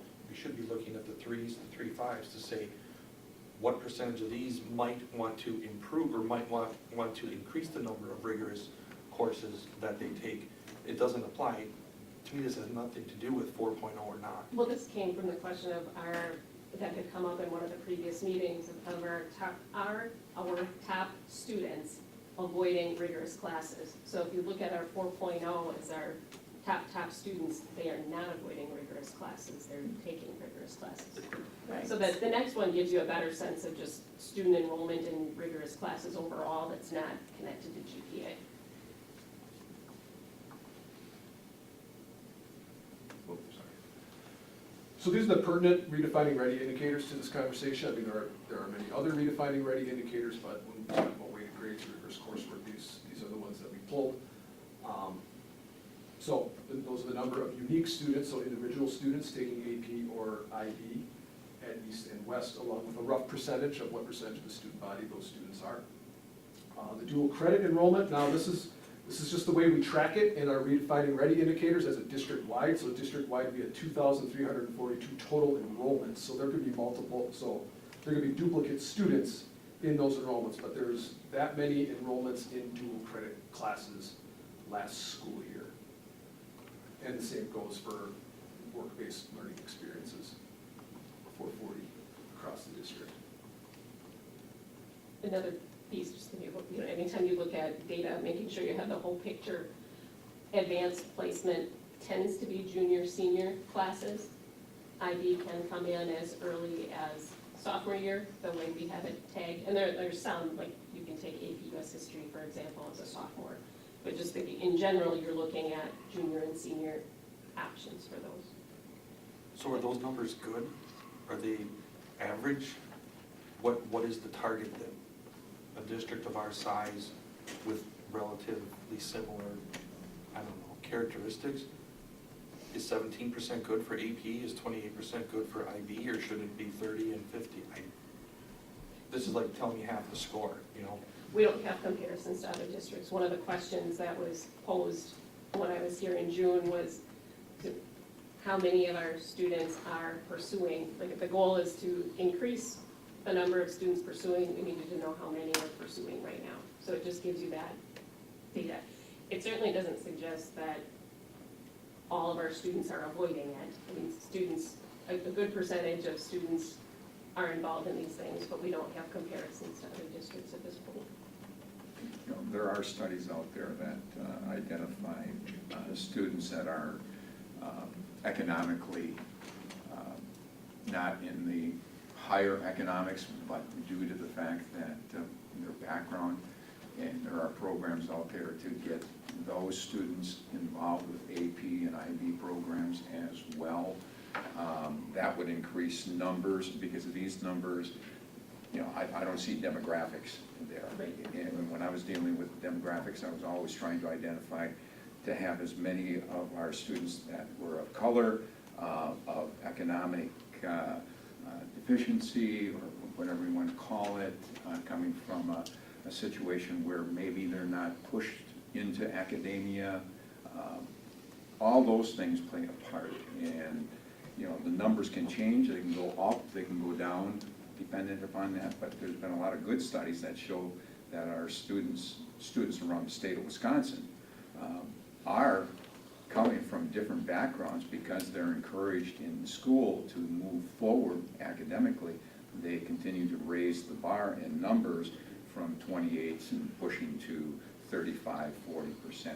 Now, I'm just throwing that out there, that there are studies out there that would be, I'd be very interested in to see where these students would be. I think you bring up two key points there. One is that there are a lot of different strategies we could employ to encourage more students to pursue rigorous courses. And so that's one of the possibilities, is weighted grades the possibility, or are there other strategies that might get us greater impact? And then the other piece about the demographic breakdown, with redefining ready, our goal was to select the indicators and come up with a baseline, which we have now for this year, but then also Mark Schomer, our math specialist and our EduClimber specialist in the district, has helped us to create a dashboard in EduClimber that allows us to say, okay, of those 253 students who took AP, what does it look like if we compare male to female? What does it look like if we look at students with special education needs, if we look at students of different socioeconomic standards? So we can look at different races. So I think part of it will be, as we get better with our data, we figure out who's taking the courses and why, and who's not and why, and that might give us a better idea too of what strategies to pursue. I think your PLCs will encourage that with EduClimber, because of the fact that EduClimber does have so much data within it. It would be very interesting to see where this could take us into the future, because Right. you know, this is good because it's past, but that's what past data is. It's past data. What can we do to get moving forward in that? Just FYI, 2021 class for high school graduates, 35% took at least one AP exam last year, so that gives us at least some reference point, 35%. National. And those aren't necessarily, keep in mind that AP enrollment and IB enrollment do not necessarily translate to exams, and sometimes in our district they crisscross. For example, you could have a student who takes IB Calc at East, but chooses to take the AP Calc exam at West, because depending on where they're going to school, AP will get them a different place in IB. So it's complicated here. But it's not just at the worth high school looking at. level here that you're talking about, because you're also talking about, you can't advance students unless they've been advanced all the way up. And they're already behind in 5th, 6th, and 7th grade if they haven't had some sort of GT program, or they haven't been a part of it, you know, because. I would argue you don't need to be in GT or get GT programming to be successful in AP and IB. I would say more well-prepared all the way through. I didn't mean to have that come off that way, Okay. but the bottom line is, students obviously will go into the IB, AP classes more readily if they have been encouraged to move forward. Now we're back to scope and sequence, right? Being really Amen. intentional about. Exactly. Thanks. So here's another piece of data. John mentioned we had done a life after high school study, and WIPS was an excellent partner, helped us conduct that. So this is the one where they did interviews with employers, they did focus groups with parents, and they did focus groups with students who were seniors last year in our district. So just wanted to pull out, again, when you think about one of the questions with this is how might a weighted grades or a Latte type system impact student experiences? Some of the things, and these themes all came from the parent and student responses in the WIP study are here. What we heard from parents and students is our job is to really help kids build their schedules around their interests and their future plans. That showed up in some of the comments that came in the survey about weighted grades. There was an emphasis on continuing, if not expanding, our diversity of offerings, and same thing with work-based learning.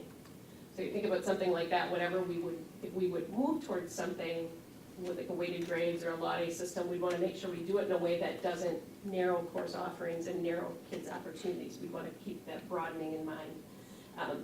There was a theme about expanding exposure to trades and technical college opportunities. We want to make sure any system did that. And then this was what I thought was an immediate we could do something with. Students and families both said they really want to better understand AP, IB, and dual credit. And I think that goes to some of the other things that came up in the theme about having the printed course book and online versions, having opportunities to talk with people and see connections. It's lots of different ways. So that could be a simple first step that we could do going into this year's course selection process. And then another theme that came through is that schools really need to value and share all career paths, not just a 4-year college. And that to me aligns with some of the comments from staff and some parents in the surveys about this kind of sends a narrow message or serves a small amount, and does it potentially send a different message? So that, when we look at the surveys being limited in terms of response, and sometimes seeming to conflict, when we look at the additional data of what our 4.0 students are doing, what our enrollments look like, and then some of the other themes here, we're not sure students are actively avoiding rigorous coursework. Doesn't mean we don't want to increase the number trying it out, but we're not sure they're actively avoiding it. Other considerations, again, we've talked several times about this is complex, and you've seen these before, so they're small print there. I won't necessarily read all of them to you, but just a reminder that choosing a specific system is that first piece, but then there's a lot of other work that goes into this, whether it's identifying the courses, creating the systems that track it accurately, communicating with students and families so that they can make good decisions, and then in terms of planning for implementation, other schools we talked to emphasize the importance of, you really need to start with a freshman class and make sure that those incoming freshmen have that information when they do their course selection. And then for us, how does this connect to restructuring? And to your point, John, I think suddenly everything starts looking like it connects. Whether that's accurate or not, it's just kind of a constant question. So that brings us back full circle to where we began. I've got just a couple points. If you continue to study this, one of the things I saw, one of the concerns noted was the idea of trying to put more value on one class over another, and I think that would be something that would have to be stopped in its tracks immediately, and because weighted grading has nothing to do with the value of the class, it has to do with the difficulty of it's harder to get an A or a 90% or whatever. That's the point of the weighted grading. Doesn't mean the class has more value. If we talked about geometry before, I would imagine the standard geometry class has more value to more students than AP calculus or whatever, pick the hardest math class there is. The standard geometry class probably has more value, but I bet it's harder to get a 90% in the whatever math class there is that I couldn't even take, couldn't dream of taking. Taking AP chemistry, it's probably harder to get an A or a 90% in AP chemistry than in chemistry. So that's what it's recognizing. It takes more work, it takes more study, it's just more difficult. The other thing too is this was very focused on course selection, which I think is a big factor. But actually the genesis of this, and this is my fault for bringing this up back in the summer, is when I was at the graduations and I was seeing all the 4.0 students being recognized, and I wonder if there are 3.8s in the crowd right now not being recognized because they got a B in an AP class, when we know if they would have taken a different class instead, they would have gotten an A. And so I think that goes to Pat's point of not just looking at the 4.0s, but looking at the students that aren't 4.0s because of an AP class. That was actually my concern. I think if you get a 4.0 without ever taking an AP class, it's amazing. But I was more wondering, and not just graduations, I go to the academic award nights, and here's the ones that get the gold thing for this, and the bronze, and the, you know, which is great. I think we should continue to recognize GPA. I think it's great to celebrate it, but are there students that could be one notch up if they would have taken an easier class, and we should reward them for taking the harder class? Which brings me to my last point, which is maybe you get to some of the benefits without a redesign of the whole, you avoid some of the negatives of a redesign of the whole system, and you get to some of the benefits just by looking at the specific classes. Maybe there are certain classes that students are avoiding, or maybe there are certain classes where you can just frankly look at the number of A's, B's, and C's given out. If you've got a class of 20 kids taking an AP class, and you know that probably 18 of them would get an A in the standard class, but only 5 of them are getting an A in the AP class, maybe that shouldn't be that way. Maybe the grading in that class should be redesigned so that the student who gets a 85 on the test in the AP class, who probably would have got a 95 on the standard test, maybe they have different ways to earn those points. Maybe they come back through and they relearn it, they retake it, because the goal of the AP class in the end is to pass the AP test. So I would think having those students have a chance to go back through and relearn the things they got wrong would have a double benefit. To allow those students to get the A that frankly they would have gotten had they elected the easier, I don't want to say easier, but I'll say easier. Because when you're looking at one class versus its AP version, the AP version is harder. It's more rigorous, it's more studying, it's more material, it's hard. That's why it's AP. Those students should not be punished, so to speak, for taking that class. And I want to make sure I understand this, because I was trying to take notes at the same time and got excited. Well, I'm sorry, I was just thinking out loud, so it's... No, it's good. So part of the question is looking at, if we look at some of our AP or IB, or maybe dual credit, we kind of go by course, and are we noticing grade discrepancies in some that seem like outliers for some reason, then dig into that and maybe explore some of the grading practices? Well, unless the students who take those courses are different than what I'm imagining. I'm imagining a class full of AP chemistry students, a good percent, I mean, most of them would probably get an A in chemistry. So are they also getting an A in AP chemistry, or just, are 5 of the 20 getting an A and 15 of them are not, when they could have taken a different class and gotten an A in it, probably with less work? I don't know if that's happening, Right. but it may be, or I know the perception is out there that that's happening. I know that for sure. I Right. don't know if it actually is happening. And that, when I think about some of our AP and IB teachers in particular, I think they get really excited about looking at something that way and looking at, what is showing up in terms of grades and grading practices. And it would be a little bit harder I think about some of our concurrent enrollment or like our dual credit, simply because a lot of times the grading practices are set by the university or the college. But I think people would get excited to look at that. I think the other thing that would allow for might be to do some collaboration with colleagues at the university or the college level and say, what are your practices for things like retakes or different types of assessments? I know as a parent of a college freshman, it looks very different than it used to in terms of grading practices. It may take an administrative review of some of those grades too, because there Yeah, may be staff that are quite proud that identify- only 5 of their students are getting an A, and there's 15 students not. but maybe that isn't what's best. Maybe more students would be taking that class if they knew that, hey, if I work a little even harder than already what you have to work, I could come back through and gain some of those points back. It goes to the student comment about, is it really more depth, or is it just more work that is versus more learning? Karen, you got a question? I agree really wholeheartedly with a lot of what Lance has said. Not all of it? Maybe all of it.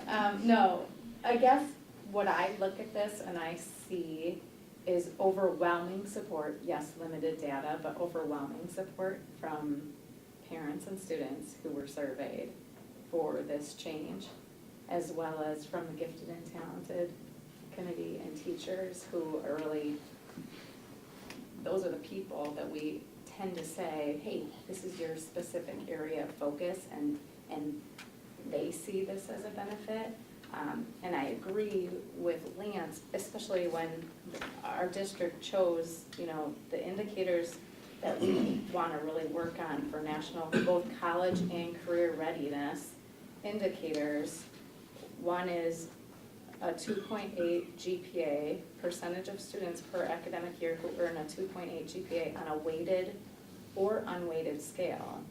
And then the percentage of taking AP courses, again, this vetted research shows that, a 2.8 or higher have a 71% likelihood of reaching American middle class. And this vetted research says, these percentages of taking AP courses improve not just college, but career readiness. If they don't, so the UW data to me is nice, but it's certainly really such a small fraction of what's maybe valuable with looking at the outcomes. And I know, I have 2 current high school students and have 2 previous high school students, and I do know, at least anecdotally, this is happening widespread, that in the 3.0 to 3.9 students are avoiding APs or missing out on higher level achievements because of exactly what was explained by Lance, that what might have been an A in a standard class, or most likely, is no longer, and so it doesn't take long. I'm not surprised at all by the comments that we got from the parents saying my kids aren't, because those are not the families I'm concerned about. They have very engaged parents, that's why they're answering the survey. Those parents are absolutely encouraging, challenging themselves, having their students challenge themselves and really pursue rigorous work. It's the parents who aren't responding and maybe are less engaged in the educational process for their kids or the choice selection for their students that we aren't hearing from, obviously, in this limited data, and probably are likely, those students are more likely the ones who are avoiding. Does that make sense? I think it's just a very skewed percentage of people that we're hearing from, and even within those, there's overwhelming support to move in that direction. So I think those are my concerns if we say, yeah, actually, this isn't necessarily a good plan, because I think the people we hear from who are the greatest impacted overwhelmingly support it, and then the ones we aren't hearing from are likely the ones who are avoiding, because that they fall in that category. And he's right, the people who are gonna respond are the people most impacted, right? Like if there's only 17% who take AP, it's not a surprise that that's a limited number of people who even feel like it's a valuable survey, because they're like, I don't take AP, it doesn't matter. And yet, if they recognized, wow, well, if I took AP, I would be rewarded for that extra effort. Like, that's part of the conversation they don't even understand yet. So I guess, I just echo all of those same things that Lance shared, and I think I don't want to underestimate or undermine the voices that we've heard from the gifted and talented program individuals and from the parents and students who took the time to fill out the survey that overwhelmingly support moving in that direction. I don't know. I think in summary, the idea of assessments and how it's being assessed goes back to what I think is being talked about here, is are we using a bell curve? Are we moving that bell curve forward for our AP classes, IB classes? And so you can only have a certain amount of A's and taking that away. I think when you take a look at the assessment and then the grading evaluation by the individual teachers, that's what's really in the conversation here more than anything else.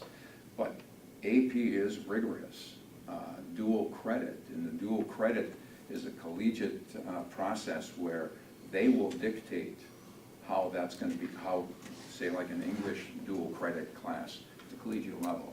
You're going to be dictated as the teacher how you're going to grade that based on what the university expects.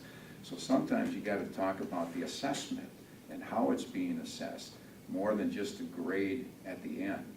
And that's, I think, what's being talked about here more than anything else.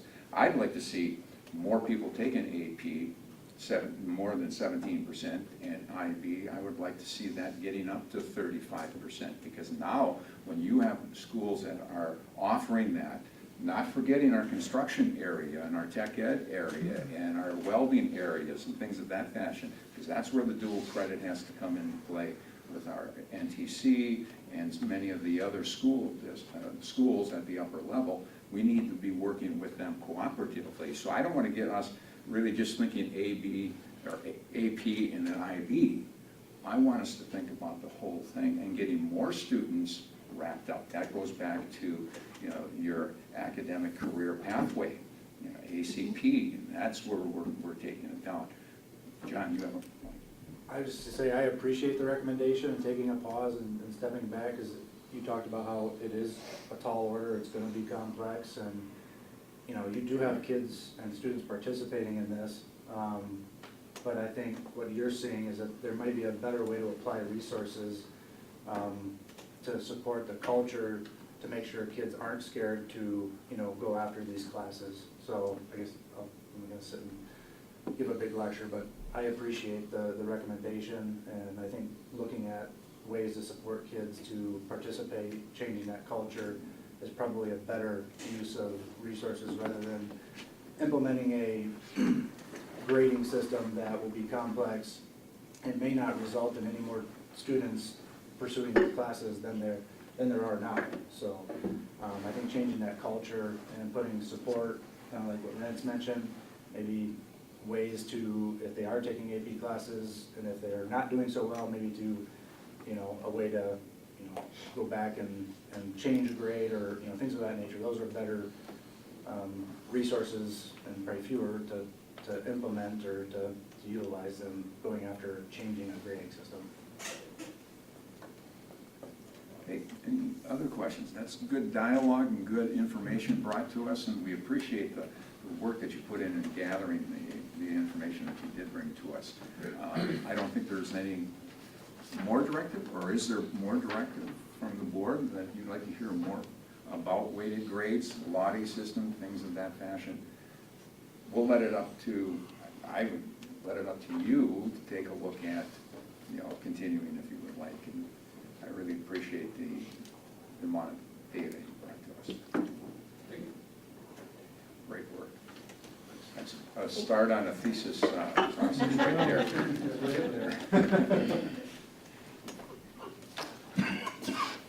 All right, that was all information, and that was not a motion to be brought forward. So we're going to continue on with agenda item 10.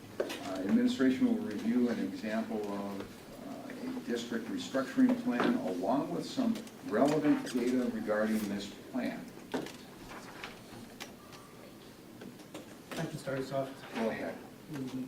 Before we do, I just want to say, I think listening to that previous conversation, really appreciate the insight, different perspectives, and I say that because what we're about to engage in here is a similar kind of conversation. As you know, oftentimes when we bring recommendations to you or proposals, they are complete or close to complete. You are coming into this really in the middle of the sausage being made. And so we appreciate, again, your kind of creative, different lens than we bring to it. And so thank you for that, and I look forward to this conversation.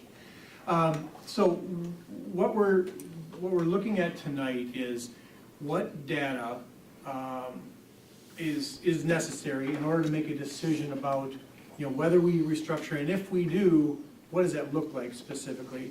So I asked Bob to put together kind of a template of what this might look like. Tabitha helped some of this conversation, and we've kind of come with some. This is what it might look like. What do you value? What do you not value? What are we missing? So it's that kind of a conversation tonight. Okay? Is that good, Bob? You want to start with what the work you kind of put together? Sure. Thank you. We're calling tonight's scenario A. It's probably the one that's been discussed the most often, and it's the place we're gonna start, and we'll most likely have scenario B, C, D, and E. But just to offer some insight, these scenarios do take time to build, so the fewer scenarios that we build, the more thorough we can be with some of our analysis. Scenario A, you've heard from us before on scenario A. It stems from an idea that was developed through the course of our subcommittee meetings. Scenario A includes closing 5 elementary schools: Lincoln, Red Mountain, Franklin, Hewitt, Texas, and Grant. And scenario A also proposes moving entire enrollment areas into other schools. So we wouldn't really need to redraw boundaries other than combine 2 boundary areas into one. And we would also have entire schools going along for the move, so to speak. Scenario A also makes use of Franklin for an alternative education site to include EEA, Alt, High, and WAVE. And Peer. We've got a number of programs. Rib Mountain as a site for charter schools to include Montessori, environmental, To be determined, other, perhaps? perhaps. And then to be decided with the other locations as a child care center. 2 remaining schools could be sold. So that's the scenario. You've heard about that scenario before, so that was probably not a surprise what the scenario looks like. Some of the analytics might come as a little bit of a surprise. We can't really go much further into especially the cost savings that we would recognize for any scenario without understanding the 2 different areas of cost that we could save. On top, we have long-term capital improvement costs. Excuse me. Just coming off of a referendum vote, you've heard a lot about long-term capital improvement costs. I want to offer some insight into some numbers. People often ask you, they ask me, why do we need another referendum? Can't you just budget for this or budget for that? We have a current district valuation of about $400 million worth of buildings. Our capital improvement budget is $1 million. $400 million of value, $1 million capital improvement. If we scale that back, that's like owning a $400,000 home and having a capital improvement annual budget of $1,000. Or a $200,000 home with a capital improvement budget of $500. You replace a couple of things, some doormats and the doorbell and maybe a couple of appliances, but you don't put on a new roof. You don't add a new 3-season room. You don't replace your driveway. You just can't afford some of those things with that limited budget. So you take out a home equity loan. And that's kind of the scenario we're in the middle of. To make large-scale capital improvements, we need to go to the voters and pass a referendum and borrow money, and then we pay back that money on usually a 20-year schedule. So we do it through voter-approved capital referendum. There's an example, the most recent one, $119.8 million in 2022. Savings in this area is achieved by asking to borrow less or none. None is less also, right? Strategic structuring of our debt payments, prepaying debt like we've been doing, refinancing debt. We're not in the middle of really an interest rate climate that causes that, but 10 years ago we were doing that, refinancing debt, and then doing the things that we do every day to improve our bond rating with management of our finances and having a fund balance and things like that. Important to understand that savings achieved here cannot be reapplied to other areas. This simply helps taxpayers pay less tax. So we can't save money by restructuring our debt and just reapply that to our operational savings. Now, I'm gonna have a slide that talks about the capital improvements in scenario A. Let's look at that second item, operational revenue and cost. The operational spending that we do every year, we pass a budget for it. We don't do it through referendum very often. Couple of ways that we can influence that number, the dollar amount that we have available for operations. One big area is increasing that revenue limit capacity. Sometimes we wait for the state biennial budget to be favorable. Other than the last few years, there are routine increases in the state budget. Maybe it's $150 per student. Hopeful this year it's $350 or $650, but those are just routine increases to the revenue limit. Counting more students, if we have more students, we count more students, and that per pupil amount, we can leverage to have more revenue. Through voter approved referendum, we also have a recent example in 2021 of the $4 million. Remember, when you go to an operational referendum, oftentimes, like we did in 2021, we attach specific costs to that $4 million, people services teams. Pursuing various grants and other funding sources is always an option. It doesn't make up the lion's share of our operational revenue, and oftentimes that is spoken for before we spend it. The money comes along with strings, right? And if you get the money, you must spend it on this, or you must spend it on this. ESSER's an exception. ESSER is, it's restricted, but it's not as restricted as a lot of grants. We're pretty much free to spend much of our ESSER money on almost anything, including staffing. Attracting open enrollment students to the Wausau School District and limiting open enrollment out. We can influence our operational money we have available by limiting those that leave and attracting more that come in. We were talking earlier today, that's an important part of our dashboard. If we're looking at our dashboard and how we're doing that open enrollment out versus open enrollment in, people make choices and we see those choices in black and white. And that's probably a good measure for us to keep an eye on. Also, savings in much of this area could be reapplied to other areas of need. So when you see operational savings of $1 million or $2 million, those are savings in the operational world that we could reapply to other things. Maybe blunting the impact of budget reductions, or maybe honoring some of the budget requests that happen, or doing some other things with reapplication of some of those funds. Anything to add on that one, Dr. Hills, on this slide, or? No, that's the time. And I'll certainly allow time for many questions afterwards. So the long-term capital improvements, I have a scenario on the left that shows 13 elementary schools in no particular order or placement, and then on the right, I have 13 elementary schools with green X's through 3 of them, meaning they would no longer be elementary schools, but we would still keep them in our holdings, so we would have to maintain them, we'd have to heat them, we'd have to clean them.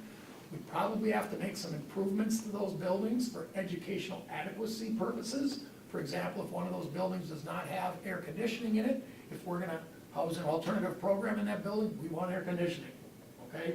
The 2 red ones, in no particular order, are ones that we'd actually close and we could rid ourselves of that investment. We could sell those buildings. On the left, old dollar amounts. I believe I took a 2021 dollar amount and increased it by 10% for construction inflation. At least I made an effort to inflate it a little bit. It could be off by a little, but it's 10%. But if we wanted to do educational adequacy improvements to all 13 of those elementary schools, $62.3 million to do so. If we passed a referendum for that, and we borrowed money over 20 years, oddly enough, that $4 million isn't really as rounded off as you think. It's like 3.998 or something. I rounded it to $4 million. $4 million annual payment. 20% aid impact means that we only pay 80% of it. State aid comes with 20% of it.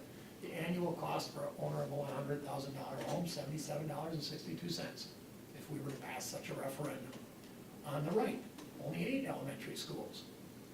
We would need to make adequacy improvements to 11 of them. Smaller number, $52.1 million. We could sell 2 of our buildings. I just took a per square foot amount and attached $2.2 million to that one. We would need to add some additional space. Now, if our capacity took us to 101% or 102%, you're gonna see a slide on this in a little while. I didn't add additional space, but if it took us to 112%, like you're gonna see a couple of them, I did suggest that we add a couple of classrooms to two different buildings. So we would have to offset that with adding some classrooms, the referendum alone, $52.08 million, similar 20-year borrowing, 20% aid impact. You get the .6489 for a homeowner, that's $12.73 less if we were to have only 11 buildings instead of 13 buildings. Now, that's not operational savings, that's just passing a referendum with 13 elementary schools, passing a similar referendum with only 8 elementary schools and 3 alternative sites that are doing something. Is that? Yeah, just say, we should maybe pause here. This is one way to analyze, the impact. A lot of this will come down to where our priorities end up. So for instance, we talk about retaining 3 schools for various purposes. Many of you are familiar with our alternative high school. And we pay to have that on the NTC campus. That payment, part of it, there are some benefits to it being on that campus. Those kids have immediate access to NTC. But is that something that we could house in one of our own schools and save the cost of having it at NTC? That's going to be part of this cost-benefit analysis. Same with, we talk about open enrollment quite a bit.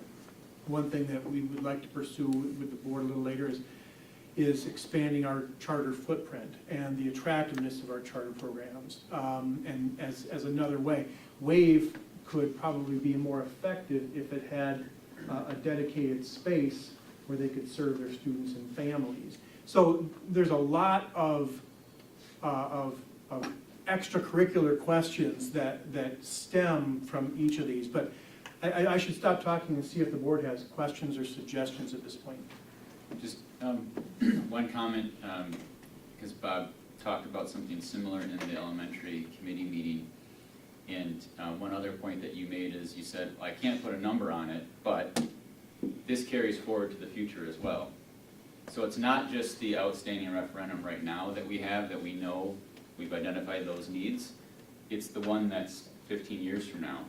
Mm-hmm. And the one that's 10 years after that, if we have 11 buildings versus 13 buildings. It's all those future referendums, not just the one that we know right now that we need.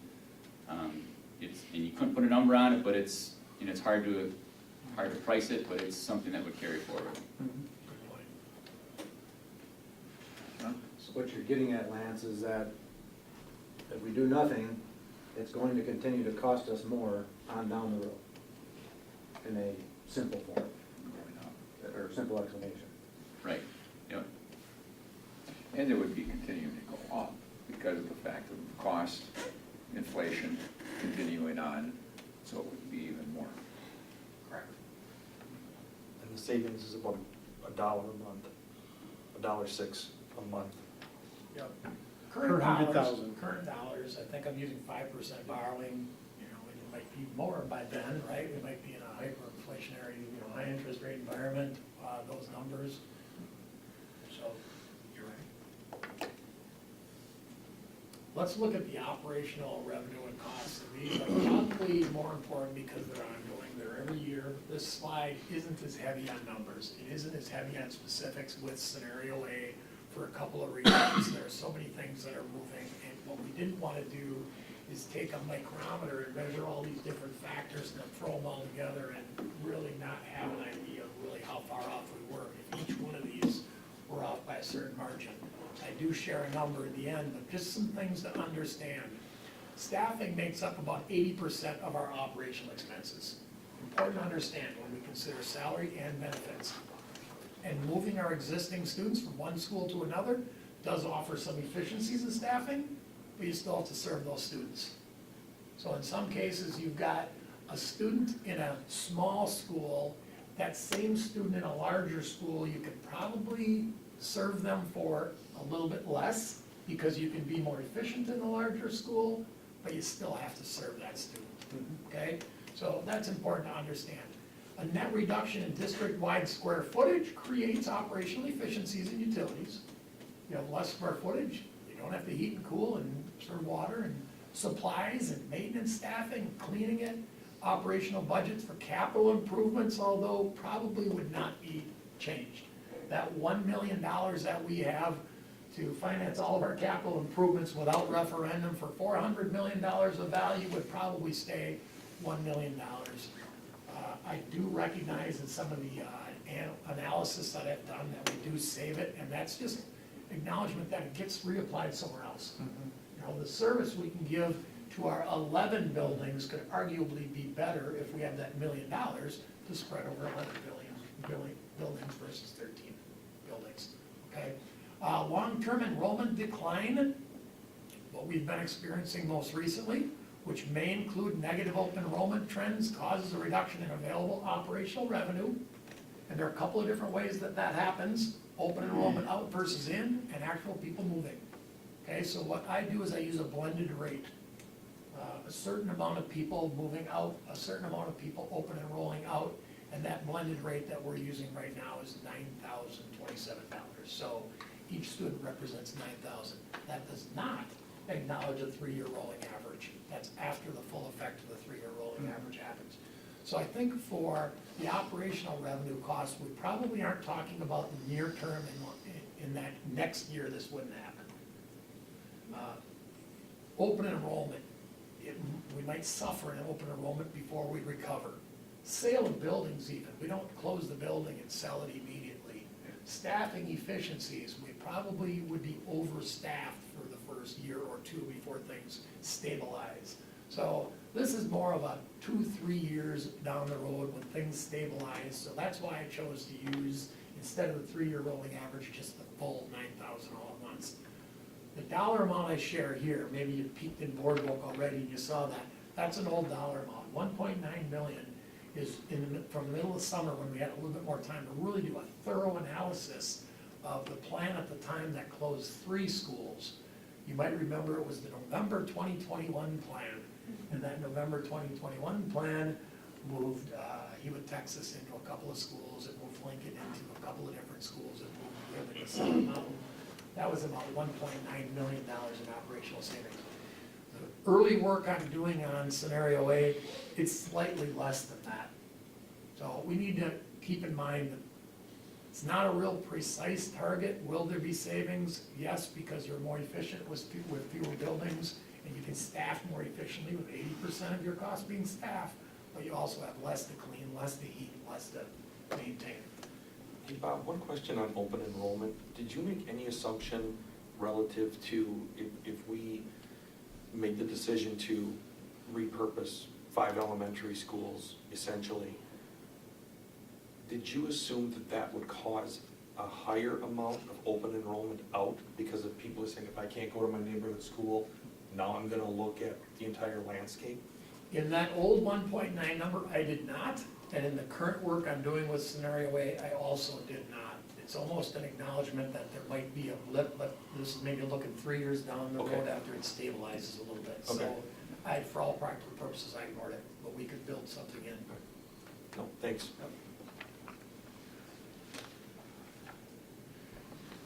Here's just some data that you might need for a resource. You have this slide deck available, the public will have this slide deck available. I'm gonna put in some things, we're not gonna spend a lot of time on all of them.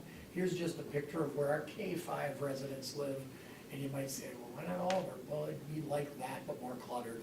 And this was actually a slide from this summer. The K-4s would look a little like that, but less cluttered, but that's where our population is centered.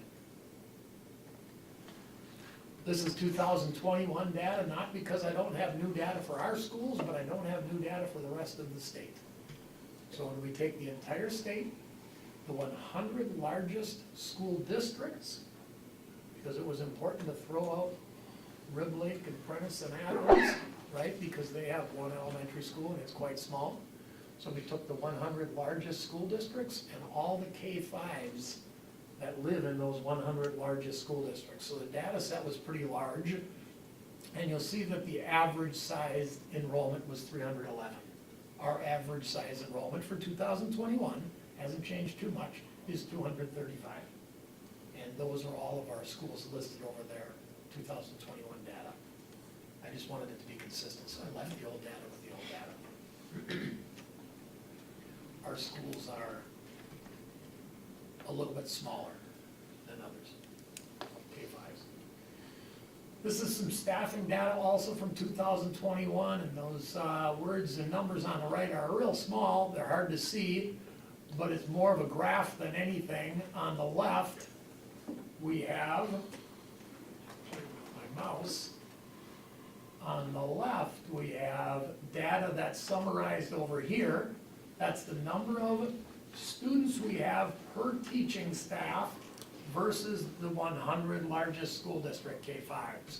So 13.06 students per teaching staff, we have 11.46 students per teaching staff. If we rank them from Whitefish Bay being the most with 16 students per teacher, and the smallest, Menasha, being 9.53 students per teacher, we're closer towards Menasha. We have few students per teacher, and we have a lot of smaller schools, so that data doesn't come as a surprise. And on the right over here and the right over here, this is all staff, not just teachers, but all staff. State average, 8.22 students per staff. We have 7.41 students per staff. We're also towards the smaller end with fewer students per staff, if you look at it from top to bottom. Can you explain what you consider to be a teacher in that statistic? So it's not just classroom teachers. What is all included Sure. in teaching staff? Anything that's in the 1202 teacher report, so it's not social workers, it's not school sites, it's not library media specialists, it's not guidance counselors, it's teachers, specialists, teachers, but teachers. I'm sorry, Bob, do you know within scenario A how these numbers would change? Did you? I don't have that data in front of me, I don't know if you have it or if Tabitha has it, but. No, I don't have it yet. So one of the questions that we're going to have to grapple with and make a decision eventually, excuse me, is one, if we do this restructuring, one of the things we want to be able to say to folks, and I don't want to put words in the board's mouth, but I think you would agree, is if we make these changes, initially, no one has to lose their job, right? I don't want people thinking about, okay, if we do this restructuring, am I going to be out on the streets, right? We can keep everyone employed, in their work area, right? And then through attrition, if we need to right size, we can right size. So that's one question. Second question comes down to a topic of high interest, which is class size, right? Everybody wants to know, what are the class sizes going to be? And what's hard about that is that our enrollment changes daily. So today, I could have 23 students in my class. Tomorrow, 2 more could move in. Now I've got 25, right? So that's a moving target. So to answer your question, Corey, if we want to put more emphasis on saving resources, we could reduce the number of teaching staff and raise the number of students per teacher. I don't think that's an interest of ours. I think we're just as interested, and perhaps more interested, in improving service to students and families and improving work conditions for staff than we are in the savings. I think we would reinvest those savings to keep our staffing levels here. What we would like to do is reap the benefits of that investment instead of just, and no offense to anybody, but instead of just having smaller schools. We're generously staffed, and people will say, no, we're not, we struggle every day. Yes, you do, we want to fix that. Sorry.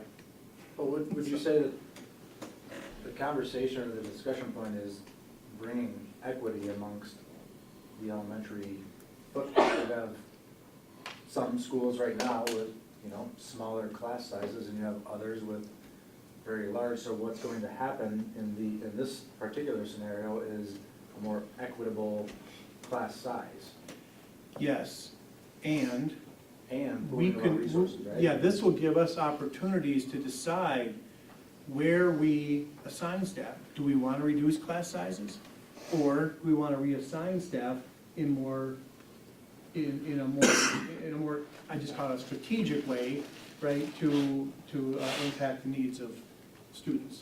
And the data that, you know, Bob has just presented here is that there's this mindset that, you know, of consolidation, that we're creating these elementary schools that are just so enormous.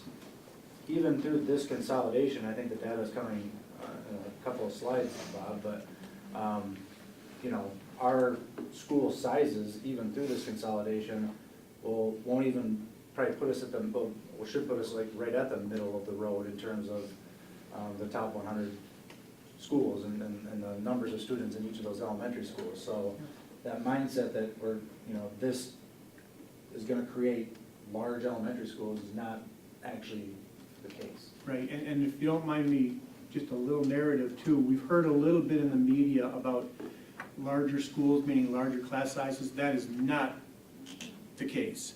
Again, these kinds of changes will give us the opportunity to kind of control what we want for class sizes, right? So I want to correct that. I heard a comment earlier that on a media outlet that said larger schools and larger class sizes. Not true. And in past scenarios where we've talked about splitting up schools, I think what, you know, obviously losing a school or talking about getting rid of school is a hard topic, but I think the thing to hone in on is that for families that are, say, at Rib Mountain, their teachers, that culture, those folks that they're used to, that staffing is going to follow their children, you know, so, they're, you know, they're not losing anything in that regard, right? Like, that's an important aspect. Yeah, absolutely. Yeah, I'm. Sorry, could I answer your question? Well, it was more of a curiosity question, just to see how the number changes, really. The point John just made about keeping the teaching units, you know, at each building together, that, to me, seems to be the bigger hurdle, really, right? That really plays on people's emotions and concern about their students and what they've been used to for a certain number of years and what they're, you know, there's probably some families that prefer to go to one building because of staffing in certain cases. So that's probably more of a big, the main challenge. It was more of a curiosity thing, so I apologize. But I think From the that number, like, the number doesn't change whether we consolidate schools or not, unless we want the number to change. Right. So if you still have the same number of students and the same number of staff, that number stays exactly the same. Yes. Unless we want it to change. Okay, well, that's Yeah. perfect, that's a short answer. Yep. Because I wasn't asking it for any kind of savings or getting rid of anyone. Okay, sure.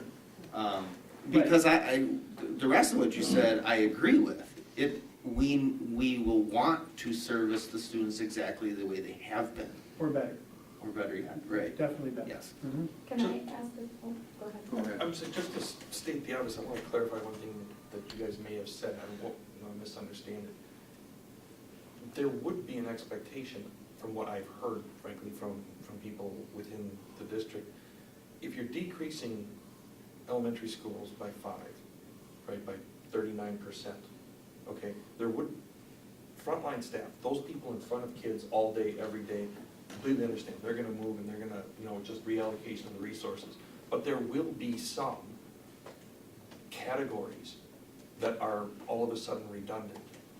So through, and I'm not suggesting which ones or how, but just so people don't walk away from this thinking, we're gonna combine, if this is the route we go, we're gonna combine schools and we're not gonna realize any savings. That's not true, Correct. okay? Mhm. Right. Agreed. Yeah, and I was referring more to the teaching staff as opposed to all staff. Exactly, exactly. Can I ask the question, I know this is not an exact measure either, but how would this scenario improve our staffing shortage issues in some specific areas that we continue to really struggle for staffing and support in the existing 13 elementary schools that I've heard as well from many families where they've said, or even teachers, that I don't have the support I need.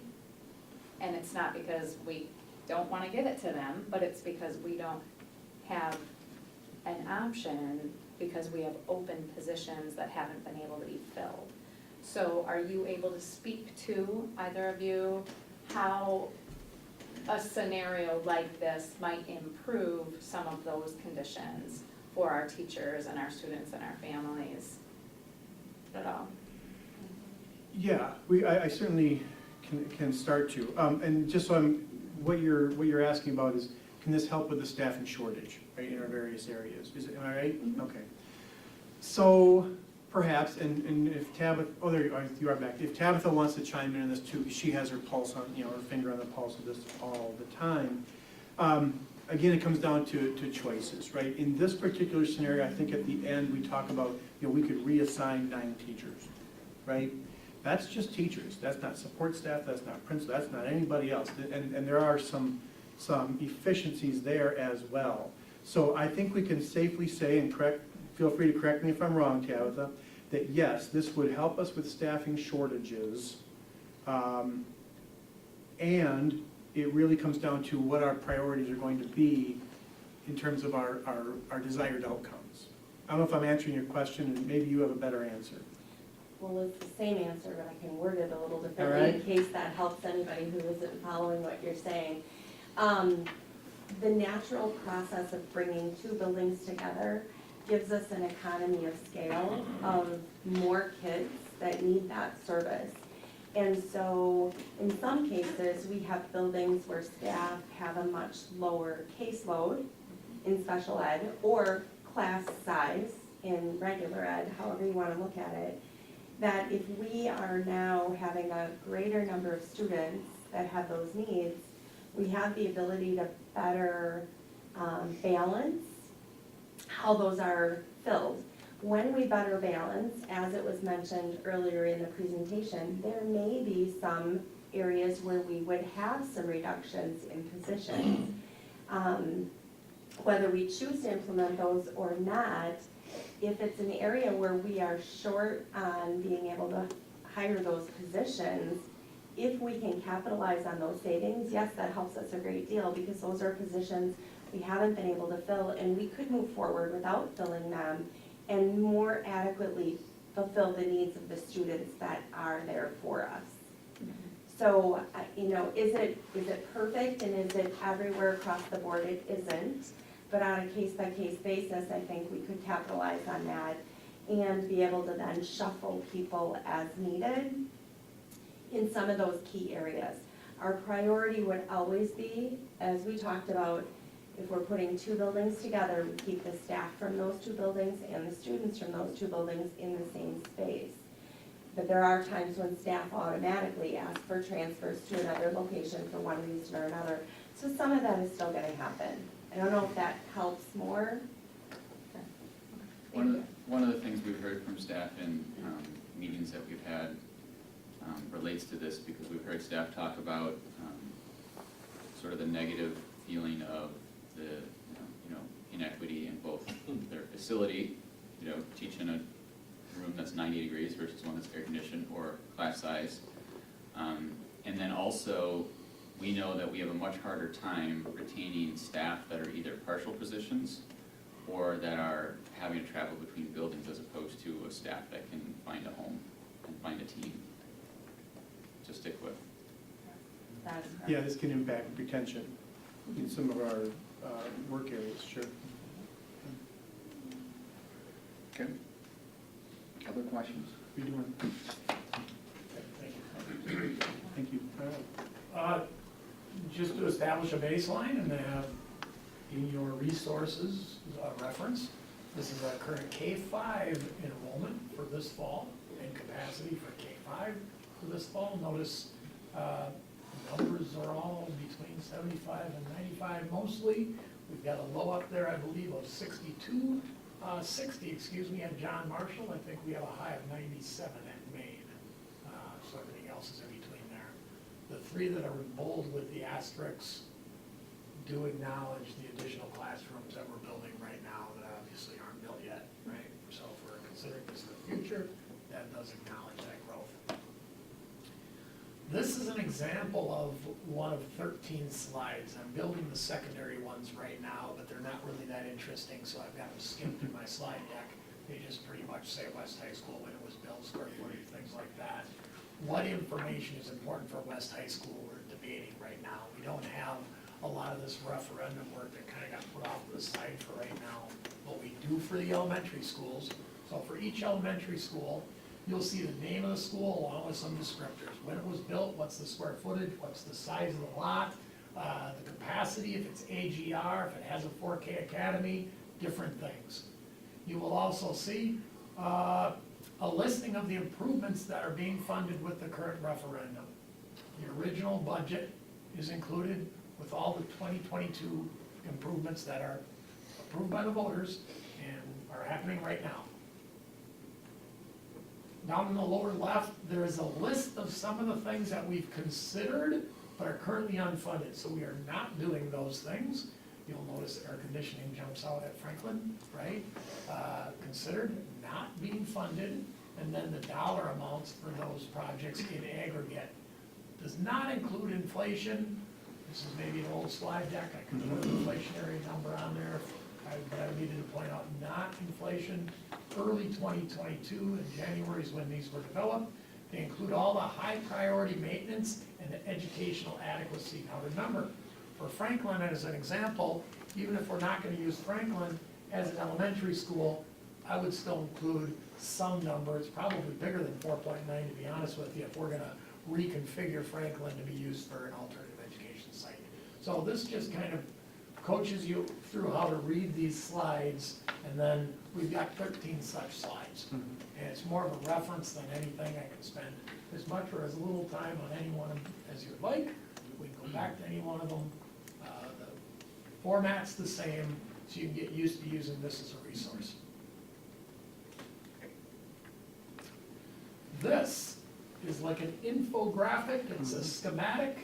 I compare it to a bus or a subway map in a larger city where you say that road doesn't go there. Well, it's not drawn to go there. The only way you can fit it all on the same picture is to distort some things and make it look kind of goofy. And that's what this does. Grant is not the same size as Maine. Grant is tiny in comparison to Maine or Hewitt, Texas. So this is a schematic, and again, a lot of the same data is on this picture that was on that chart a couple slides ago. But remember, there are people engaged in this conversation that don't understand the district quite as well as we do. Where is the team? Where is Maine? Where is Hewitt, Texas? Each one of them is listed up there. The enrollment capacity is listed. That's current baseline for K-5s. Next slide. You can kind of animate it if we go back and forth, you kind of see which ones are combined. And I left a little bit of the background so you can kind of see through it, so it's kind of opaque, but kind of translucent. So Stettin stayed the same, Maine stayed the same, John Marshall stayed the same. Remember, we're moving entire schools into other schools. So by virtue of doing that, 3 of them were gonna remain the same. Because 5 matched up with 5 other ones, there's 10 and 3 are left. So South Mountain gets merged with Rib Mountain, and you see the statistics there. Enrollment 369, capacity 367. That capacity is a little bit different than what you saw in the previous slides because these are K4 capacities. And technically, you can fit fewer K4 kids as 5th grade kids because of our class sizes when we calculate capacity. So just in case you want to reconcile the two, the numbers are a little bit different.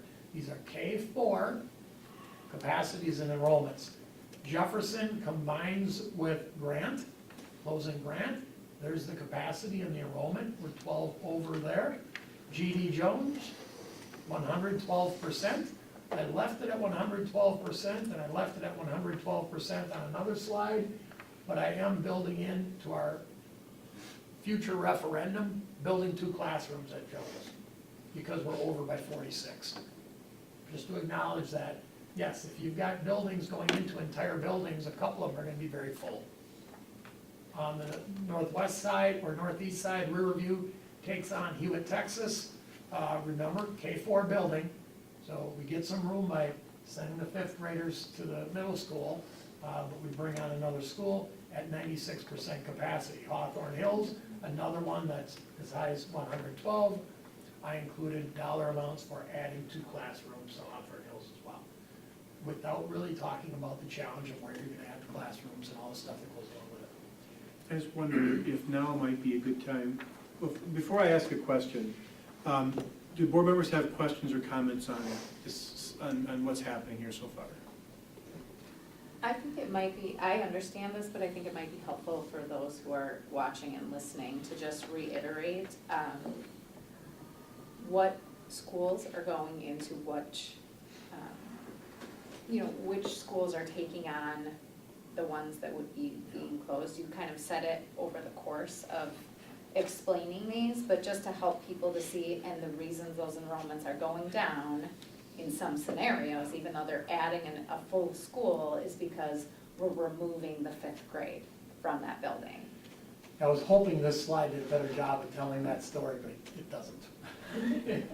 But it tells part of the story, and then the picture tells the rest of it. So I'm sorry I went through this. I thought it was going to reveal something great on slide 3, but it didn't, did it? This picture is almost the best right now with the translucent looking through it, almost, especially if you compare it to this one. If you look at them in succession, you see that Thomas Jefferson and Grant becomes Thomas Jefferson. South Mountain and Rib Mountain becomes South Mountain. G.D. Jones and Lincoln becomes G.D. Jones, and you can see the ones that don't change. John Marshall will get some attention. It doesn't change, but by putting an entire building into another building, a couple of them, 3 of them had to be unchanged. John Marshall, 60% capacity here. You pull 5th graders out, we're at 49% capacity. So I hope that can answer your question, but more so for people that aren't in this conversation every day, looking at the documents in board book. I'm hoping they can piece that together too. You were gonna say something. I was gonna ask a question, but I wanna make sure the board understands this before I go there. Yeah, I just have a comment that will be probably unpopular. So one of the concepts out of the elementary subcommittee was to move whole schools, which is a really good idea. It has a lot of benefits in the short term. But we also have to think about 10 years from now and 20 years from now. When we look at this picture, to me, it shows us that maybe that is a goal that we might not be able to accomplish, because if moving a whole school into another whole school means we have to build onto a school while leaving another school at 50% capacity, this is a 20 or 30-year decision, and then moving the whole school thing is more of a short-term benefit, because the people 20 years from now they're not going to know that it was one school into one school. They're not going to know whether one street made a difference in a boundary. So while I acknowledge that that's not the greatest thing to bring up, it's hard for me not to when I look at this and say, how do we justify building onto one school and leaving another one 50%? I was kind of thinking about the same thing, Lance, and it kind of comes to like Hawthorne and John Marshall. One of the ideas that I had, and I don't know if I shared it with any of you, John Marshall, there's already a few classrooms, my understanding is that are probably empty, simply because it's sitting at 49%, right? And I know months ago, you guys talked about moving boundary lines potentially to like major roads and things. But we need, and for the long term, we need some students from that Hawthorne Hills to be coming over to John Marshall. So maybe there's a transition type enrollment scenario for 3 years, 5 years, because the families that are affected immediately are the younger age kids, right? And then to transfer, kind of move the boundary, but you transfer them slowly. Just something I've been sitting here thinking about. That's That's one of our questions. You know, as we've been talking about this, you can see the numbers. We could balance these enrollments if we move boundaries. How interested is the board? I don't think it can be abrupt, right? So when you talk about a slower transition, can you talk a little bit more? So let's say we did this, boom, we do this, here are our enrollments. Are you suggesting that we let that happen initially, but over the years we move the boundaries? Or, I want to understand what you're I saying. think I'm saying that maybe the boundary has to move, but if you have, you know, if you have a 2-year-old, 3-year-old, 4-year-old, by the time this would be implemented, you know, instead of you thinking that your student's going to Hawthorne Hills, well, they really need to go John Marshall, right? And use the numbers that way. I'm sure I'm not explaining it worth a darn. And I'm not suggesting we should adjust every single boundary Right. and try to make every single school exactly equal, because 5 years later it'll be different. Mm-hmm. So I don't think we should do that. I've been through boundary change before, and it's not pleasant. But on the other hand, I don't think we can ignore creating a Hawthorne Hills at 112% and a John Marshall at 49%. You know, there's some big things that I think are just jumping out at us that we will not be able to ignore, and as unpleasant as it is to take it on, I think we have to discuss it. So I'm seeing some head shaking, so I just want to ask, is the board interested in judiciously, you know, if we do go this route, judiciously moving boundaries to avoid adding the necessity of adding capacity to schools if we can do so? Which would then jeopardize our ability to move full staffs, full schools, right?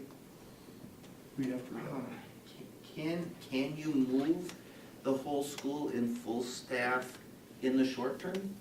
That's what Until would you happen figure right out the there. staffing things? That's what would happen is right there. We would have some schools where we would not have capacity to fit all the kids. So I think what Corey would be suggesting, and it would obviously it would take extra busing, which would be maybe difficult in today's climate, would be so that Franklin Hawthorne thing would happen just like that for the kids that are there now. But for the students that aren't yet in school, they might have a different boundary where they'd be going to John Marshall instead of Hawthorne. They've never known any school because they haven't been in any school yet. So the first time, so there would be, is that what you're suggesting? There'd be a few years there where there might be some kids in the same area that are finishing out Hawthorne while the new ones are coming to see, you'd have two buses on those, 3 blocks. So That's kind of the idea. Or is there another way to utilize some of the capacity in John Marshall through some of these other things that we're wanting to do, charters or, is there some other way to get utilization of John Marshall? Because we can't make everything perfect, right? Nope. And like you said, it's gonna change, but to do nothing just because John Marshall sits at a lower capacity versus all the other schools, this is great change, a lot of great things will happen, with this, but to not do it just because John Marshall sits at 50% capacity doesn't make sense, Is there some other way to utilize John Marshall's capacity through other means? Right. And I'm not looking for instant answers on these other things I've been Right. thinking about either, is how important is it to have the charter schools or Montessori kind of thing and the EAA in its own facility? And this is not looking for an answer right now, but those are things I've been thinking about. And in this scenario, do you need to move those things into an alternative site to make the numbers work when we hit John Muir, Horace Mann, East Campus, West Campus? Do you need to move those? I think we'll answer that a little bit later. No, we don't have to. And again, I'm not, No, these are great I didn't know when I questions. should bring it up or if it's, later, Yeah, okay? good. So, can I throw out another negative? Sorry. Mm-hmm. Even though I support opportunity there. and I support the idea in general, but it's the attorney side of me just saying, pointing out the other stuff. So we've talked about the needs that we have at all these buildings, and we looked at the 60-something million that we need. Yeah. Another thing to consider is passing that referendum someday. And passing a referendum with $8 or whatever million into John Marshall at 50% capacity would be very difficult. Mhm. And we're gonna have to make a lot better use of that building than 50% if we're thinking we're gonna put $9 million into a 100-year-old building. Yeah. You know, perhaps some of the schools, the programs that we talked about moving, maybe we don't have to move into another space, maybe they could, you know, fill out Marshall, and that allows us to maybe sell another school, which also, by the way, is not popular, right? People like to have their schools, they like to know what's gonna happen to them. I remember that was one of the first questions that Lee told me. He said, the first question you're gonna get is, what are you gonna do with that school? So there's a lot of, but yeah, that's exactly what we're hoping for tonight. These questions that can help kind of guide the development. And I think you used the right terminology there, Lance. I think it's very appropriate. But this is the goal of this evening, was to put a scenario out there with a topic, what we could possibly do, and have all of this be thrown out on the table. So those aren't negatives at all. This was the goal of our meeting tonight, Yeah. was to get this out. And so nothing should be held back at this point in time. So, well done. So if I'm a parent and I have kids in 3 different grades, and what this will ensure that if we move the whole school, is those kids will go to the same school. What it won't guarantee is that they will have the same teachers that their older sibling had. It would just mean they will go and they will be spread out within the same school. Am I correct about that? Yes, and if we change boundaries, that would probably still be the case, because entire families would be committed to one boundary or the other, they would go together. So what we're talking about here is an entire class that lives in different houses going together, right? So even if we did change boundaries, an entire family would still go together to that. And even if we don't do anything, we can't guarantee that, because teachers move buildings and retire and leave the district, and new ones are hired, and that changes. Right, I was just when we were talking, it just seemed the picture I had was, well, we're gonna take our kids from here, we're gonna move everybody over here, and everything's gonna be the same, but it's Right. not. Right. It's not. If we change the boundaries, the kids are still gonna stay together, but it could be different, and we could be balancing this better. The only other thing I want to add, since we've kind of started talking about, is adding on, and the thoughts I had a couple weeks ago again, was if we're gonna move students to essentially closed buildings and reduce the number of buildings we have to take care of, right? And I guess if the charters need their own space, is there a scenario, because we haven't done anything, to build like one new building to house all these special things that's very flexible, instead of taking an old building? Or can you, if you're gonna make an addition to a building, can you add on just a little bit more at that building?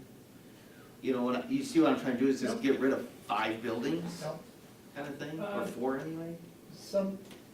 the belief that since we already own a building, let's make it into something, saves money, is kind of driving it, even though it's not always true, But the Franklin building, turning into an alternative site, so to speak, actually, I think our original plan does have a little bit of new square footage, so we certainly could add some square footage, but kind of operating under that belief that if you already own a building, let's make the most out of it, rather than sell it at a discount and build a new building for a lot more expensive, but that's not always true. Sometimes. Another way to justify that too is, with Montessori in particular, if you take the money that was approved to put into Horace Mann for the updates that Montessori was approved for, we've already been approved to do that, and instead put that into their own location. You're not seen as building extra space for, something brand new for Montessori. You're taking the money already that you were gonna put into Horace Mann and instead putting it in a different building. So I think that one would be easier to justify than adding on to buildings while leaving others at that capacity. And along those lines, as we start to do our cost-benefit analysis, these different scenarios, that's some of the assumptions that we are making, because it's difficult to say, well, if it's, $9 million to put you know, to create this new space for Montessori here, what's it gonna cost to renovate, you know, another school for it? We're just calling that a wash, right? And if it seems reasonable. So anyway, yeah, we've been talking. That's where we're about starting. this. That's where we're starting.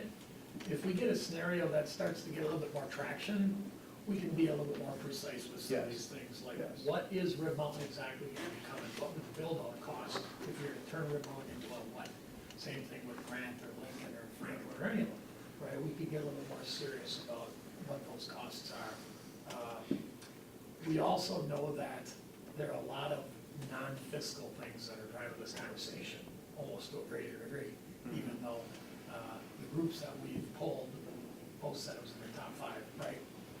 Being more efficient with our resources, but there's so many, the other 4 are pretty important too, right? So can't let the finances totally get in the way, but they're important, because there's some pretty big numbers that they reveal. So this is scenario A.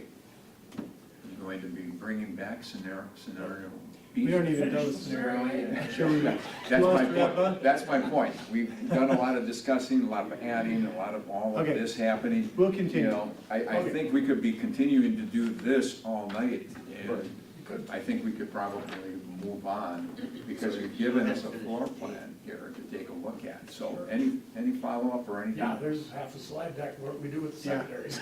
Right, exactly. And Well, what let's the go another hour and a capacities- I don't know, what do you think, you're the board. Yeah, I think we need to hear the rest of this, Yeah. because this scenario A That's just is elementary. also contingent on Yes. what's happening at the secondary schools. I mean, this doesn't happen without changes at the middle school and high school level. Right. So we have to keep the Because this conversation is going. K-4. Yes, Right. so this is either caused by or causes, right? Correct. What happens at the secondary. So just moving on here, this is a slide you've seen before, but now I put it next to the new slide, right? So the new slide just shows the new capacities, and I left the 112s. I didn't add on to those 2 buildings because I thought it'd be deceptive if people glanced at it and saw, oh, 102, 103, they're not that full after all. These are without adding on to any buildings. We've got a couple 112s up there, and we also have that 49 up there, right? And you can also see with the color coding, the ones that are combined. The 2 oranges go together, the 2 light blues go together, and so forth, just for your reference, right? Secondaries. Currently, our 6, 7, 8 middle schools on the west side, not as complicated. We've got a building that can house 1134. Currently, we have 1,004. It's 89% capacity, room for 130 more. You could debate how the capacity is measured. We could bring a different architect in and probably come up with a different number, right? On the right side, with Horace Mann, it's a little bit more complicated. The numbers on top are for if I exclude Montessori in the enrollment number, so you can see it's a little bit smaller, and the capacity square footage, it's a little bit smaller, right? So if I only take the Horace Mann part of that building, it's got a capacity and an enrollment. Make sense? But if we want to talk about the whole building, which is also important, especially if you think about doing something in it without Montessori, the whole building has an enrollment, again, including Montessori, that has a little bit larger capacity. Make sense? And there's a third ratio up there that's not illustrated. It's the Horace Mann kids alone in the entire building, right? And you can create that one if you want, or I wrote it down at 62%. Right, does that make sense? Okay. Current. Here's a 5-7 configuration. So now removing the 8th graders from both of those buildings and bringing in the 5th graders from both of those buildings. You could ignore this almost if you think long-term, a grade is a grade is a grade, but I wanted to use actual numbers. So the 5-7s at John Muir enrollment would go down a little bit, exchanging the 5ths for the 8ths. And same thing on the east side, those enrollments do go down a little bit because our 5th grade class is a little bit smaller than our 8th grade class. Does that make sense for you to look at later on? And Karen was writing that down, so 54% is the one where if you merge the two and you take all the Horace Mann kids with all the room, okay? 912, this is our current configuration at the high school. On the west side, west is 81% capacity. Those enrollment numbers, 1377. We are not including high schoolers that are in WAVE, they're not in west. We're not including high schoolers that are in EEA, they're not in west. But we're also not including high schoolers that are at the alternative high school that are enrolled in west. So if you look at John Uding's demographic book, that number might not match because those students aren't being housed at west. There are about 60 students that I removed from the calculation that wouldn't be housed at west. Does that make sense? And they're all 9, 10, 11, or 8, 9, 10, 11, 12, no 9th graders. On the east side, same thing. If you remove the EEA students and the EEA square footage, you get smaller numbers, right? And if you include the square footage and the actual students, you get larger numbers. That one's 54%. If you're doing the combination of the two. And here's a picture, and notice the whole thing is blue, right? Because it's all one footprint that all feeds the same high school, so to speak. Senior high school at West, 10 through 12, the enrollment and capacity, pretty tight, right? 98%, and that's after removing some of the alt-high people, and obviously excluding the WAVE and the EEA and all of those students. But that's pretty tight. They also show a projection graph, which I didn't do for the others. The projections might be important there because we do have some larger classes that are going through at the high school right now. So West High School in particular might be a little bit tight, something to consider. Junior high at East, again, East includes EEA right now. So if you took away the square footage, took away the EEA students, up on top you have 76% capacity, and on the bottom for those 8, 9ers, remember 8th and 9th grade on the west side, 10, 11, 12 on the west side. So it wouldn't come as a surprise, 2 classes over there. The junior high, we would have enough room, right? And the graph suggests that too. Bob, did Yes. you anticipate any additions at West? Not beyond what's being added right now, so that's. So that capacity reflects what Current. happens after? Yep. Current. Because that, yeah, because West is tight right now, right? I mean, in its current environment with current enrollment, it's really tight. So that is something I think, needs to be thrown out there. Yeah, we need to explore that and make sure we know what we're getting ourselves into. It's interesting, we look back was it 1990? 1,800 students attended Wausau West. Sweet. Now, programming has changed, right? But, so we have to, we have to take a really close look at that. And the other piece, Bob, I don't know if you guys can even run this data through the census, but I think people need to understand that they could, in theory, have students in 4 different schools at one time. And they're going to likely have students in multiple schools. There's a higher degree that will have students in multiple schools going forward. And the student journey is going to look different than what it does today.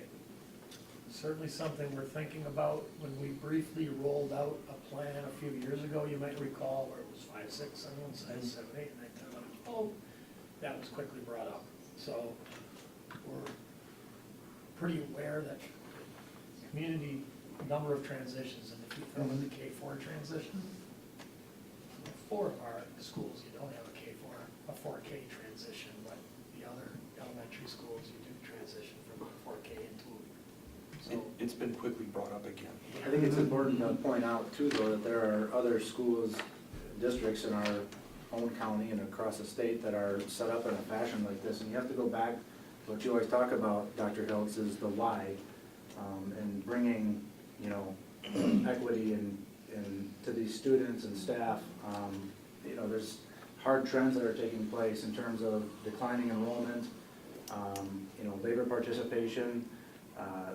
So doing, going back to what, like Dr. Rauscher presented last time we were talking about this topic here, is doing nothing is not the answer.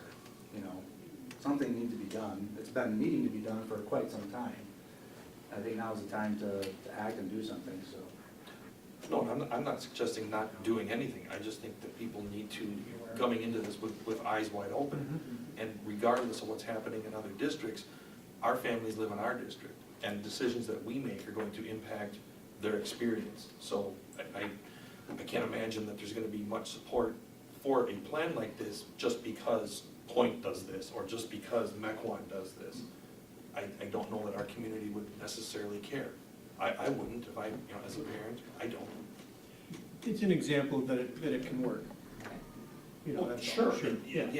Yep. Anything can work, it's just what is the impact and the Sure. experience gonna be? Yep. I think you have to discuss the negatives. Yeah. And you have to discuss the negatives of not doing anything. And you have to discuss the positives and decide, one of the negatives of having extra steps like this are some extra transitions. I think that impacts parents a little more than kids, in my own opinion. So you have to address that as that's one of the negatives, and then, so why would we consider that? What are the benefits to having a true middle school? Like we don't always get to have right now at our schools that are called middle schools. What are the advantages of, you have to discuss all of it. You can't pretend like the negatives aren't there. I think you gotta bring it up and talk about it and then weigh it. Yep. Cost-benefit analysis, Yeah. that's exactly what we're talking about. So resources for you to look at, you can build your own scenario almost, and you can digest this at a little bit more comfortable pace when you're at home, and the public can see it too, and review the video even if they have to. Dr. Hiltz, this might be your slide, is this one? Sure, you just wanna try and wrap this together. So in the scenario that we're talking about here, scenario A, right? Some examples of data, that points that we could use to say, here's scenario A, B, C, D, E. We can look at the number of teachers that could be reassigned. It's a squishy number, right? Because it depends on our priorities in terms of class size or strategic reassignment, whatever that is. So that one, yeah, squishy. And that's, again, just teachers, not other staff.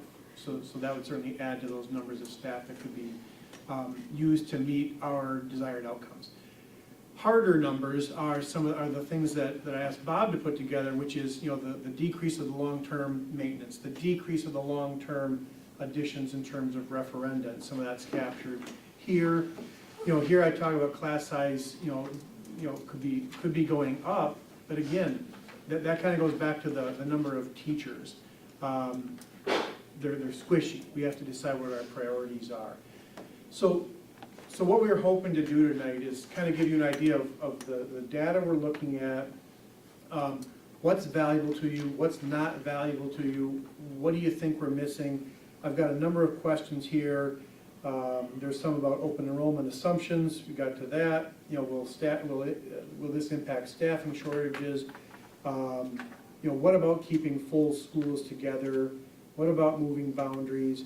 Could we use some of the capacity at like a John Marshall or a Wausau East? We saw there's some space there. Or Horace Mann, if Or Montessori is Horace Mann, removed, we have yep. a lot of space at Horace. Could we better utilize the spaces that would be left? We're asked, could we build a new school to house some of these programs? So are we getting in the direction of what you need? I guess that's the question. The only addition I would make is that at some point, and I think I mentioned this before, we will, at least from my perspective, I will support it once there is something down on paper that we're gonna sign up for. Meaning, here are the tangible benefits. We're going to improve the experience of staff, specifically here, students here. Cost savings will be X, that's the point that I know that we can't get to yet, but I think Right. you're driving towards most of that. Because, we're gonna have to hang our hat on something and say, we're gonna live up to these benefits and they will be realized. Yep. I just don't want us to think that, at least personally, I would not support something that was, as you said, squishy. Yeah. To the extent that it is right now. Hopefully, the enrollment one is always gonna be a little squishy because it changes so much, but hopefully the rest of the stuff we can get more zeroed in on if we get more zeroed in on a plan.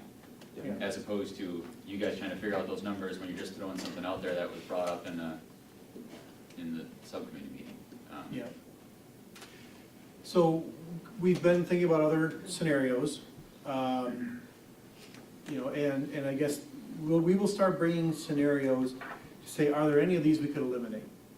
Right? You know, we talked, we had really good conversation over the summer in the subcommittees, you know, for instance, about a single 9-12 high school. We can bring that to you and explain what it was, so you can say, no, thank you, and you'll learn, right? We talked about, you know, are there other elementary combinations? You know, we talked about keeping, you know, if we create an 8-9, do we leave a 6, or a 6-7 in our middle schools with a very low capacity? Again, I think you'll probably say, no, thank you, but I think we owe it to you and to people who are watching this to show why we want to put it aside, not just presume that. So this is gonna take some time, so please be patient with us, but we wanna make sure that the reasons we're making decisions are clear and give you a good base to build from, so. Well, I think I appreciate the fact that you're saying be patient, but that's what we need to do. We need to listen to all of these scenarios. We need to hear the negatives and the positives before we make decisions. And we owe it to our community to hear everything, and we need to be open to everything. And when we hear things, we need to bring it back to these meetings to discuss these ideas. But now we have a scenario, we have scenario A, and you've taken a lot of this information from the summer and put it together and started to take a look at the combinations and the consolidations, and I think that's where we have to be right now. Can I pause for 1 second? Just caught an error. I just need to point it out, or else I Okay. won't sleep tonight. This is updated on slide 5, but not here. This number is 52 something, that 46 over 5. yes. So it's Thank updated you. on slide 5, wasn't updated here. Go ahead. So this is just kind of a semantics question, you know, this is scenario A, and we went through all these different points, and we had a bunch of questions. What's gonna be our next step? Are we gonna go through scenario B and kind of leave these questions that we had on some of the proposals here, redistricting versus, you know, open spaces versus selling an extra school? I guess what's the plan for the next step here and here? Are we gonna come back, we're gonna reapproach scenario A with some addendums, answering the questions that we came up with tonight? Or are we gonna go to scenario B, looking at, you know, total high school versus a total junior high? I guess that's my question, so I can start forward thinking. Right. I think it's, yes. We will, like I said, we've got a B, C, D, E, just kind of drafted out. I think your questions do lead us to, you know, reconsider some points on A. At some point, what would be helpful is for, you know, when the board feels like they can say, you know, we really want to dig into this one. That would be helpful, because then I think, you know, like Pat's saying, we need a pretty robust and accurate list of costs and benefits. So we will bring some more December 12th. And then it kind of depends on the appetite of the board. How long do you want to, maybe we need a little workshop. You know, I'm just going to throw that out as a consideration. You know, it's already 8:15, we've been here 3 hours, and maybe we need a couple hours just on this. I'll throw that out as a consideration if people are interested. Well, I just feel bad, you're putting in a lot of work, and, you know, all these different scenarios can add to that. Yep. Be nice to. I guess we're also interested which ones get traction or which ones have interest, but if something is out of the picture, the sooner Yeah, going we to put it aside. reveal that. And going to one high school results in a pretty big expenditure and referendum that would have to go out again, and I think the likelihood of that passing is probably not very good, so you have to, you know, eliminate that. And then, you know, the discussion of 9, 10, 11, 12, that, you know. So I think in my opinion, I think we're on a very good track on what's being presented. I think it just needs to be honed in terms of utilization on, you know, a couple areas. And that could either come through, you know, utilizing it with a charter and John Marshall or whatever, or maybe some very finite redistricting to better utilize John Marshall, you know, and then obviously there's some capacity in Horace Mann and East, but I think this is a very good plan. It addresses hard trends that are happening and sets us up for a lot of future success. It addresses the whys that we keep talking about, and puts us in a position to really create a lot of amazing things for our students, staff, and families. And to talk about the things that Pat talked about earlier, and creating curriculum that helps us drive to this goal of helping our students succeed. So I like it. I know there are some negatives. I agree with Lance, we should talk about them. But I think you have to point to the many more positives that exist that outweigh those negatives, so. So, John, would you suggest then coming back with the tweaks that we talked about this evening, instead of completely giving us a new scenario with all that you put into this?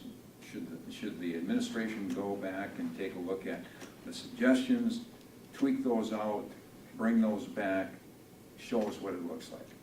I'm happy to talk about other scenarios that have been discussed in the subcommittees. I think we did that the last time around where, we kind of talked about, doing nothing, does that make sense? Some of the other combinations and whatnot. So I'm happy to bring them, forward and discuss like we are right now. But again, in my opinion, I think that this particular track is a very good one.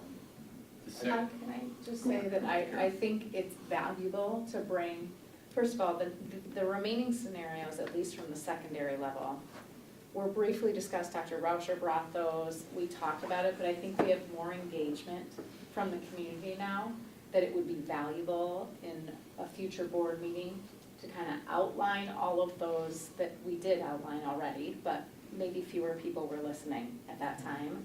Because I think it's very valuable for them to understand, it was for me, why 9 through 12 isn't gonna work.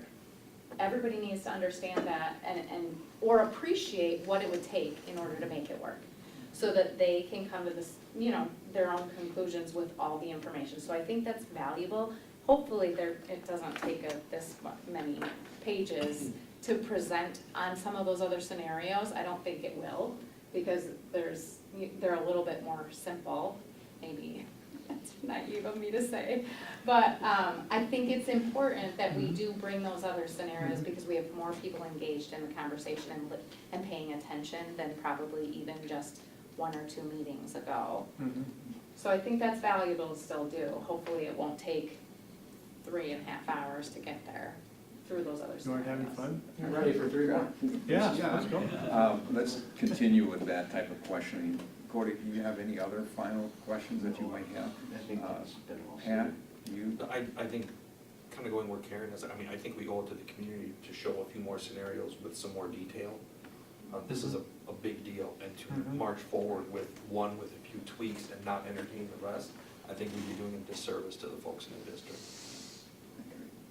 Yeah, I agree. We may know why we didn't fall on a 9-12, but let's talk about it at least in one meeting and explain why, as an example. I really appreciate all the work you put into this, and it's a good start, but I agree with what we're saying here. One of the questions I have that's been kind of working around here is, we talked about one of the additional facilities, housing WAVE and some of the charters and all that. I'm really not sure where that fits in and what the needs are for each one of those. Because WAVE primarily is a virtual situation where teachers can be working from home. And so I'd like to have that piece in there too, because we're also looking at places, schools that might have capacity to house one or the other of those without, and maybe we could eliminate another facility. Thank you. Joanna, do you have anything to add before I add? Talk about me. No, I guess she. Joanna, are you on it still, Joanna? She's on. I think looking at the other scenarios is a good idea. I'm hoping that tonight's discussion will encourage families to make additional comments, because that still gives them two weeks, right, before we talk about it again on the 12th, and anything they want to add, this is the great time to add it, so. Yeah. Come to the meeting at East. Yeah, so 2 things, thank you for that. And So December one, 7th, we have a public meeting December 7th at East.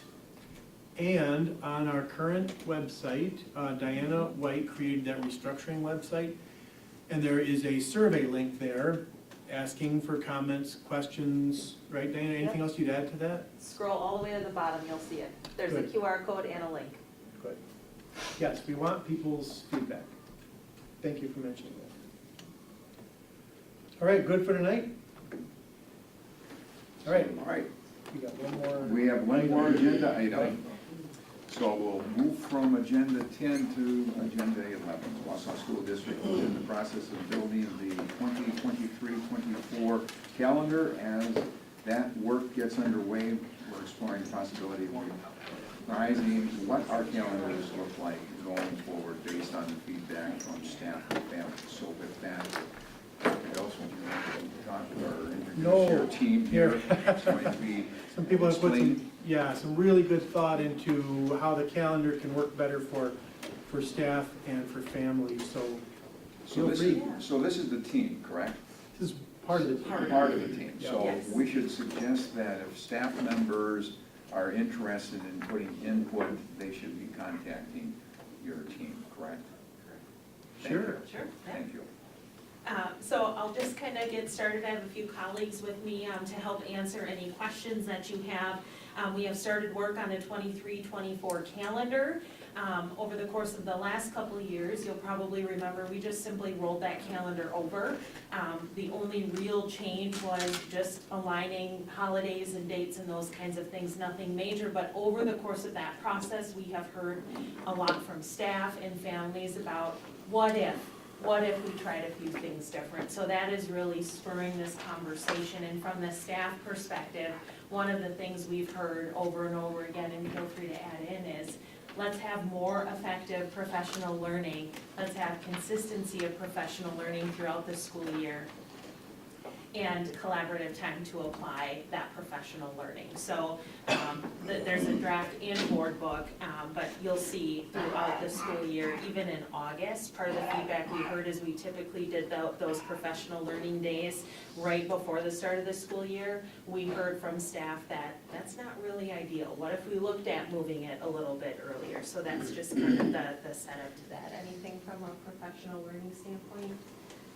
Anyone of you would add? We like it. We also need to balance the quarters this school year especially. They're not as balanced as they could be, so in this draft calendar that they're balanced. I already mentioned this responds to staff feedback. It also provides wellness breaks for students, families, and staff. So for instance, if you looked at October 27th, which is a Friday, would be a non-work day. Take the day off. Might doing some of these things, like even these independent learning days for students that you see on here, might that get us back to those traditional snow days that we've talked about? So really this is about supporting our students and our staff. And I'll just go to the next slide before we open it up for questions. But we understand if we look at these independent learning days, that might create some childcare issues for some families at a time when childcare is pretty tough to come by. So our initial conversation is, what if we did hubs like we did throughout the pandemic? We'd staff those with paraprofessionals, maybe G2M or our community partners help out. We have clear expectations for those independent learning days. And with that, I would open it up to any questions. Our motion is really just to ask, would you like us to further explore this idea and flesh this out a little bit better? I'd just throw one other piece out before we do questions. This is the team that's presenting. It's certainly not the full team and not the only people. And so, yes, staff could reach out to us, families could reach out to us, but they should also know that part of our plan is if you say, yes, pursue this, is that we will directly reach out to more staff. We've had some small conversations, but we'd like to get perspective from the greater staff overall. And even when it comes down to the actual calendar proofreading, there's people we know we need to have put eyes on this just because they bring a different lens, they bring different experiences. So it's not our calendar, it will be our, as in the district's, our calendar. Cody, do you have any questions? John? No, I'll just, and I know it seems small, but every time we have a snow day and people have to, or try to figure out how their kids are gonna do things digitally, it becomes, that's when I get a lot of calls, so I think it would be a good thing to get to. Ditto that. So, Yeah, I think that's especially true on actual snow days, not quite as much on, 45 below zero and everybody's stuck inside anyway, but actual snow days, it's like kids get outside and play. I have a couple questions. If you could expand more on what, the first one is what, on the independent learning days, what are you envisioning for that? I will let my colleagues speak to that. We don't have the level of detail yet. That's one of the things that we need staff to help build the very specifics. But I can say in general, we experienced emergency remote learning during COVID. It's not that. As somebody pointed out earlier, WAVE is designed as an online school. It is not that either.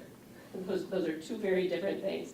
So what we're talking about with independent learning is building some opportunities where before students would leave, say a lot of these are on Fridays right now, before students would leave on a Thursday, they would know that they would have some sort of learning activity to do between that Thursday and the following Monday.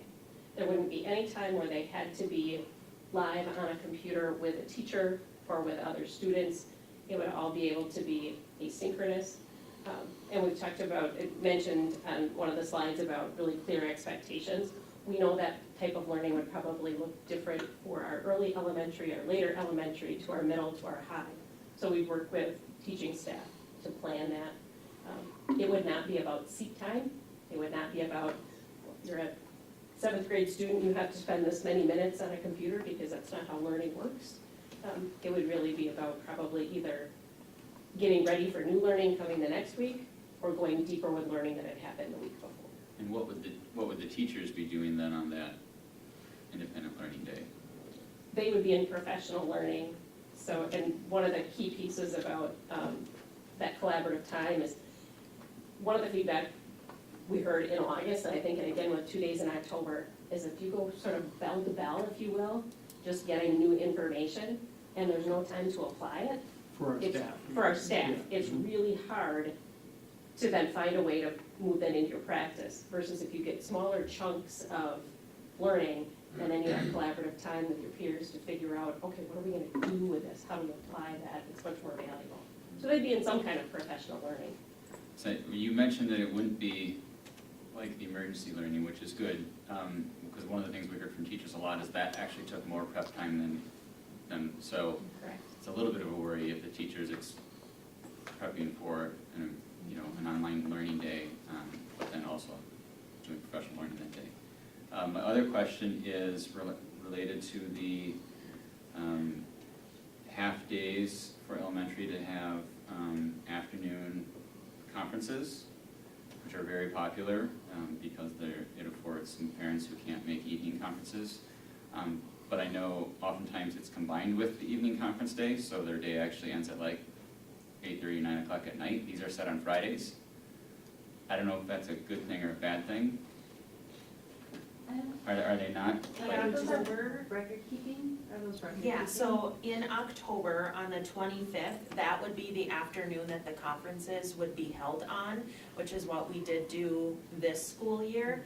So that's why there's no PM secondary classes on that day, and it's a no elementary class day, because they would have the record keeping in the morning, followed by the conferences in the afternoon. Maybe I looked at it, I thought the light green was. Are you looking at November 3rd? I just looked at the key at the bottom, it says the light green is parent-teacher conferences PM. Oh, that And one so I see one on a, Yeah, that's an error. You'd need Okay. to fix that. But then, I don't, yeah, Friday the 3rd would be the end of the quarter, but the conferences and the record keeping would still be near the end of October there on the 25th. so they won't be there till 9 o'clock on Friday the 3rd. Correct. Okay. That was the question. Okay. We can fix that. Having worked on calendars for years and years, to have a lot of eyes put on it, that's gonna be the big thing. I did like what I saw with PLCs, the work time together, the work in the professional learning communities, and that's gonna be very important. So, it's a big challenge, and if you're gonna look at this for a year and maybe 2 years down the road, I remember years ago, we used to be in a 2-year calendar so that people could plan their schedules a little bit more in advance versus just 1 year at a time. So I wish you the best, and this is a tough process. Next.